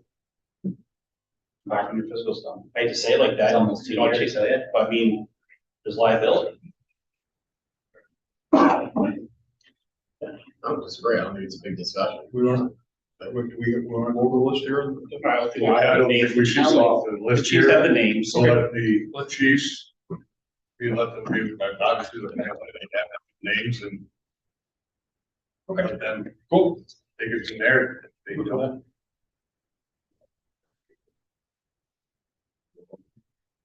Yeah, motions. You can just direct. We the board directed the chiefs. I don't have anything else in environmental conservation. I think I do. I'm just another blowout thing, but once again, tonight the comment was made, car 2 in Watsco has no responsibilities. I'm gonna ask you, I know Treesville does it every year, I want to see something from Lion Skill, just to put this to bed once and for all. But basically, when the officers get listened to Freesville, they'll say car 1 should include responsibilities, car 2, Dan Sheehan, responsibilities, car 3, Greg Kroll, and so on. Captain so-and-so, Lieutenant so-and-so. I'd like to see the same exact thing, both companies. Here's the list, here's Wansco car 1's job, car 2's jobs, because we got chiefs who have no responsibility, we definitely don't need 6 chiefs. I asked for this 5 years ago. Yeah, right, so basically, I just want to see the list of responsibilities. So that way, I hear one meeting, he has no responsibilities, The next then I hear he does, he doesn't, just put it to rest. No, you take, as I tried to point out 5 years ago, you take names out of it. You don't make this personal, but it helps us, you know, make it structured, helps us responsibilities and responsibilities, and helps us evaluate, the need for maintaining positions, adding positions, eliminating positions, so yeah. Good practice. Anything else? I think that's all I got right now. I think for the organizational meeting, that's what we need. You still going to your executive session. I didn't make a request to one. All right, What's that? it's the end of the year. I didn't. End of the year. Oh, no, I said I'll have that for the recommendation for the, do the changes. No. I'll send that. Yeah. Good enough. All right. I didn't make it. Anything for the public session? Good. Okay, just to brief you guys about the, when we do the, buildings, around the second week of January, construction may start. So the key fobs for the general population will probably get shut off for the second floor. So, what's gonna happen is, in construction, they're gonna shut stuff off, leave stuff on, leave a door open for construction workers, like with the mag lock on the far side. The keys and the fobs that are for the chief's office and the assistant chief's office, second floor, may get shut off, so they may have to get just weak keys. So there's a physical key for those. For, the executive people who do their paperwork, the chief to get up there and do their paperwork. Once construction starts, we don't really want anybody up there with the construction going on. First of all, there's a liability for the contractors and all that, and they don't need a bunch of people up there just walking around, which they shouldn't be up there anyways. So that's what the key fobs. Our meetings are gonna be down to the American Legion. They're going to let us hold all of our meetings down there monthly. Starting on the 19th, it's gonna be the Chiefs drill down there. Whatever they have for food or whatever for the Christmas party is. I think it's the Chiefs are doing that. The other thing, so monthly after that, the meetings will be down there. They're letting us use that back room. And with what's going on with the financing and everything, and I hear a lot of things about numbers and everything. I would suggest maybe January, February, you guys do like you did last year. I think you did it. You had the two departments together, you had a campfire, you put some stuff on the board to show all where all its expenditures are. Cause I know without a lot of thought, there's $900,000 that you guys spend just on general expenses without the additional expenses of the fire station. So when the chiefs ask for money and all that stuff, there's a limited amount. So like our general population for our department, if they see where there's a lack of money and they want something and the district or the chief just can't go out there and buy it because there's limited funds. Because you listen to Sean all the time and you guys do a great job with managing the money, but I think if you had a little bit of a campfire again, we showed both departments that we're at a limited amount of money for the rest of the year after all the other expenses. It may, just bring some light to these people that think you guys have endless money, We've been scheduling them every other year, I thought. And we just did big one in January, but you think one is necessary again this year with? Well, Rich, the only thing that because I'm like you, I'm around the firehouse a lot, and I hear, well, maybe we should buy this, maybe we should buy that, there's stuff in the back room that we don't use, and maybe we should just throw it away, and I just think from you guys, if you do have a drill night or whatever, and just throw it out there, and you guys don't have an endless amount of money, that the general population might, they might hear it and just, get some education on how you guys spend your money. Almost like a shorter update, maybe like on a joint drill, they're doing it indoor. Yeah, The first 30 minutes, just do some update. I'm not asking for, I'm not asking for myself because, we have, a pretty big project going on here, and you're gonna see where this money's going, but some of the general population, when they want, pool upgrades or whatever, and the chiefs don't have the money on both sides because they're limited $90,000 or something this year, or last year they had to spend, you're gracious enough to get that turnout gear, the driver's gear, but that about through your budget, right? Done for the year, so. That's only a suggestion, you guys don't have to do that, but. Something to get one simple message out and dispel the 22 different There's all bars. Probably accomplish two things with it, right? Probably talk about how much important fit tests are every year. Expenditures, he said a 30-minute little speech on indoor drill. Yeah, the twin drill night or something. Yeah, I don't think it's hard to put together. I think. no, just something really quick, nothing. And where we are, that's where we're going, here's reality. Yeah. I got a couple things, I just wanted to kind of suggest and maybe ask for one, only because of the older group that's here on. There's great chances of getting benches that you have out here, instead of having to take your gear out and off. But just one suggestion for creating those benches. I listened to a couple of the comments on different things, the transporting of the fire trucks.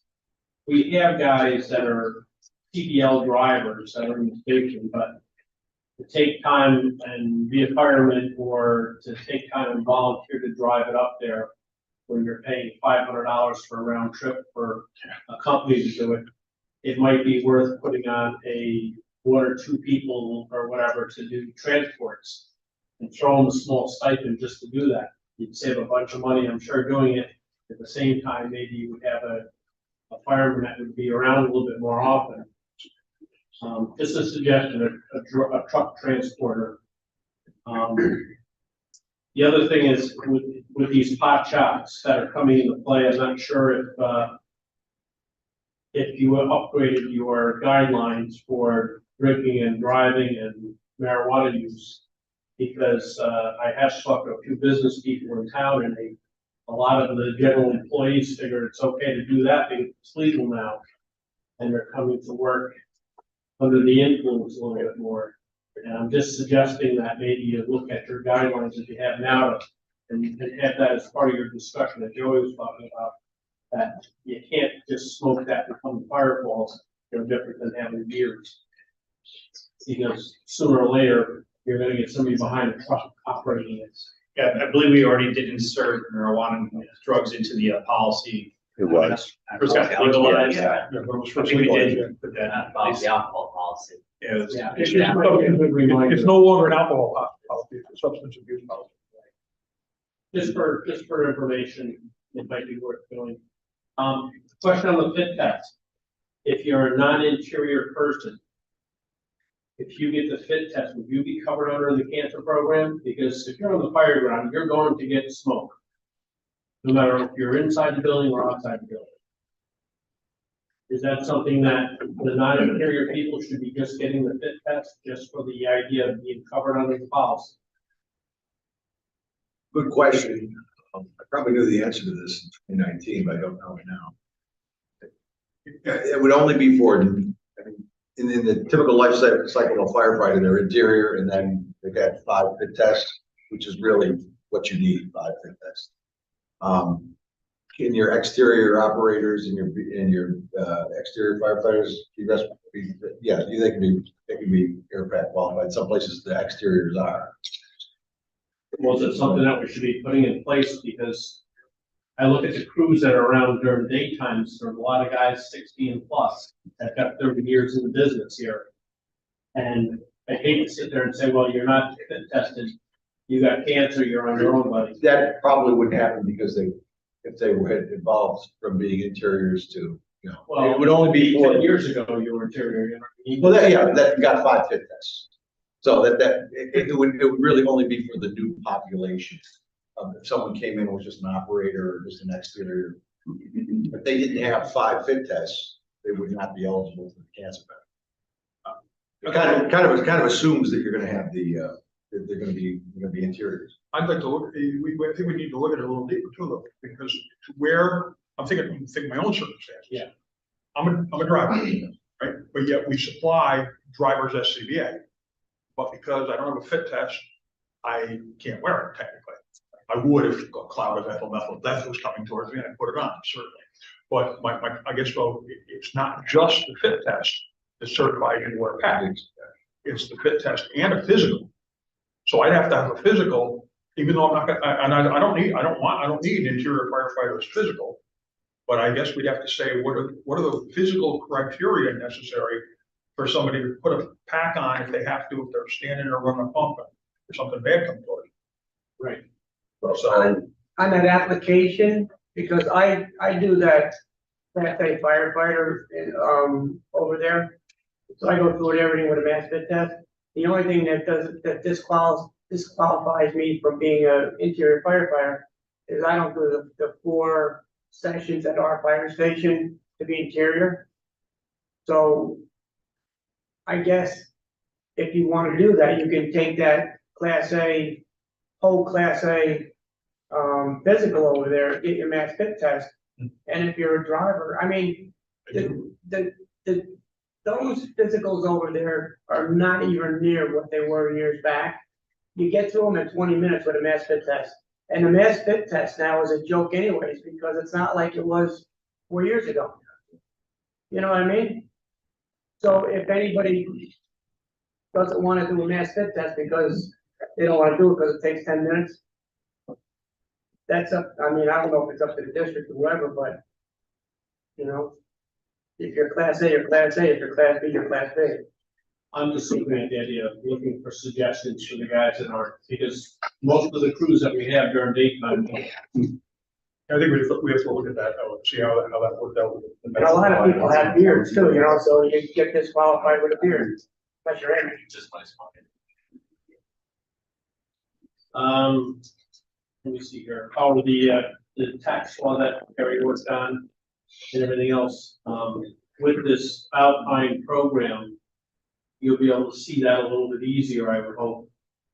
And maybe the, physicals will be added into that for each member, so you keep track of that. And also that, the concern, because I deal a lot with the assessor, on making sure he's aware of which school district that, you know, he's Greenbush, Wyanskill, Able Park is just passed last month. And the only one we have outstanding right now is gonna be Little Red, which is not a positive right now. You take a member that's got 2 years in, and then he buys a house, so he'll be qualified at that point when he buys the house. But if you Or remember that, gets his or her name on the deed, yeah. right, or on the deed, right? That's a good point. I like that. But if you get a member that owns the house, it takes him 2 years of service before you can start claiming that.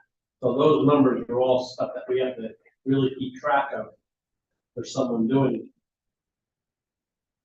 You know what I mean? I buy a house and join the fire department. Yeah. And 2 years later, I finally get qualified enough to put in my name into it. You don't want to miss that for somebody. And the magic day is March 1st. It's all gotta be done, honored by that day. So if Little Red Schoolhouse is the holdout, you need to get them to act on it before. We're working on it. There's a few more people that we're gonna talk to. It doesn't deposit because they get nothing. There's no benefits to anybody. No veterans credits, nothing. Yeah, it's the cheapest taxes in town. It doesn't cost them much. They don't want to open the door, from what I understand.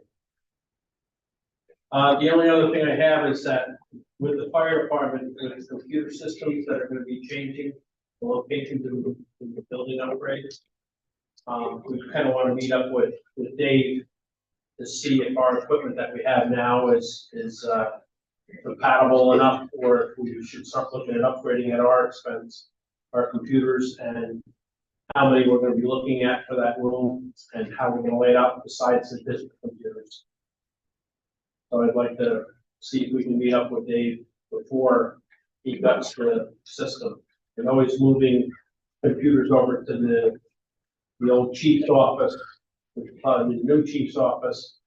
And he's taking the district one out. I use the district one right now for our fund drive because it wasn't getting used. So we did back up all our stuff on thumb drives and everything. But we're really looking to go through our computer system, making sure we're back up to the cloud from the fire department and go that route. So that will cover a little bit better. Unless you guys had some other suggestion for the computer system of putting them under one, or I'm not sure how you do it here. I believe Steve, I don't know, or Jeff, or even Bob, does the Appraisal Fire, I mean, they reached out to Dave on their own, or we just didn't do anything company-wise with the computers here? Like the executive committee. DFD only has one computer that they own that's on, that the district allows them to be on the network. Skill has two computers that are on the network and they have several laptops. Like the Freesville Fire Company was able to just work directly with Dave separate. Yep. Like, hey, Yep. you want to, yeah, so I would imagine. The leadership, the district's been in contact with the leadership of Waynesville Fire Department about that and, you know, and about the move and, you know, anybody who's been affected. I've kept the commissioners in charge of IT aware of what's going on with that. So the company And- they should be able to contact. Yeah, I mean, No problem. I'm just curious on how things get backed up, because we haven't met with Dave yet. Does the priest will have a separate cloud account that they No, sign there- their stuff up to, or is it through this? no, there's a main computer here at the station. There's a VPN that goes over to Waynesville. Everything's backed up. So all the computers in the building are backed up? Everything's backed up. Unless you put it on your C drive, then it's not backed up. It's on the network. It's on the, right, if it's on the network, it is. If you keep it on the computer, sorry, Charlie. So the only thing, I assume is we're just buying our computer, but we get into the big system. Okay, that'll help a lot. That's good, I appreciate that. I think that's it. Chief Littlefield Oh. has had his hand raised. He's here, I'd like to. There's one more thing I wanted to bring up. Listen, you know, somebody's got to be in the crowd.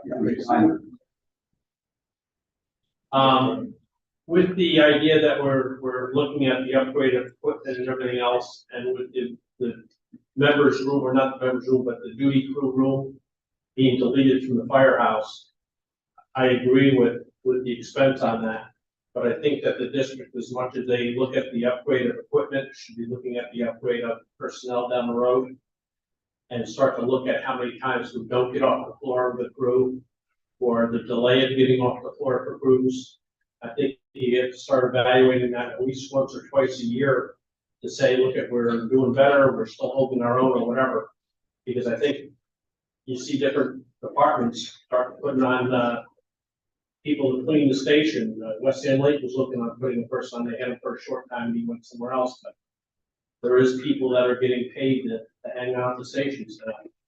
And seeing that we are one of the busiest departments in the county, I think we probably have to make sure that we're staying ahead of it, so. That is it. David, that's why I question,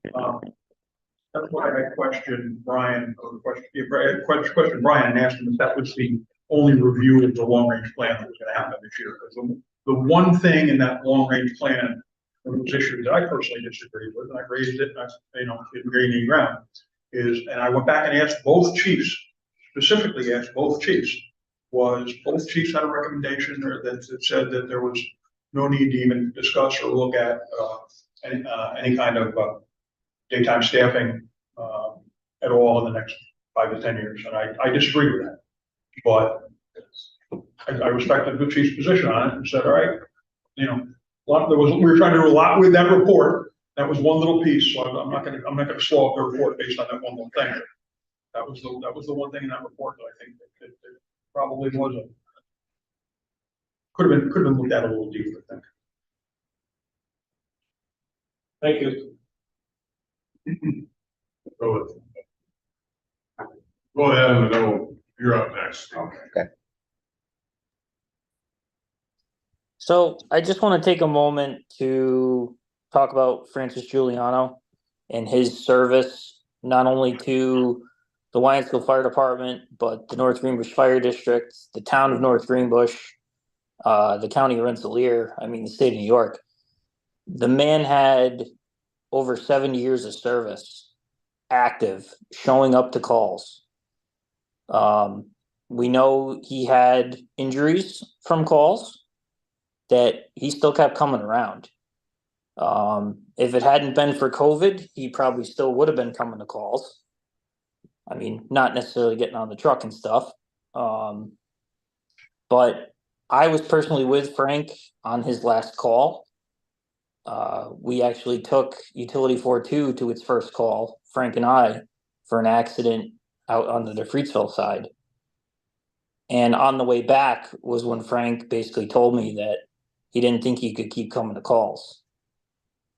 So this is the third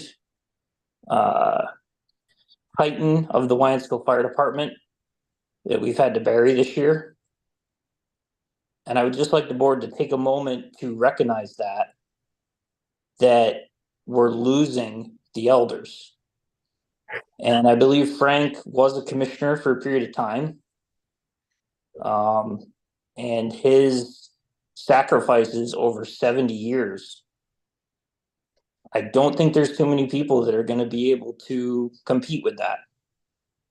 So on Wednesday, if the board is available to come and pay their respects with the two departments, I would request that. And also on Thursday, if the members of the board are available, I would like to see you there. That's all I have. I would like to amend the president's report. On December 7th this past week, the Crystal Fire Department conducted their annual elections, which resulted in the elections of Shane Clute as chief, as Dan Sheehan as first assistant chief, and Greg Kroll as second assistant. And I just need to put an email to the district. Thank you. Congratulations.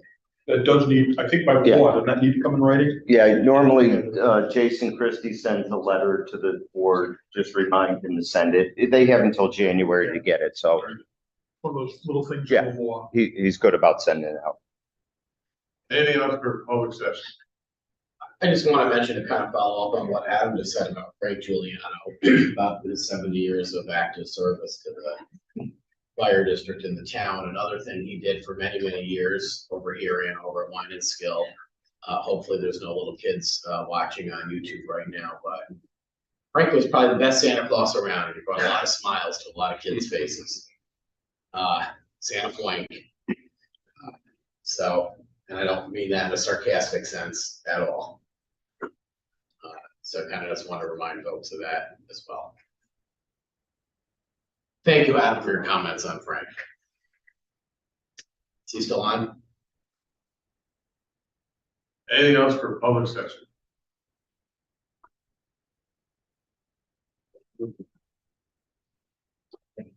All in favor?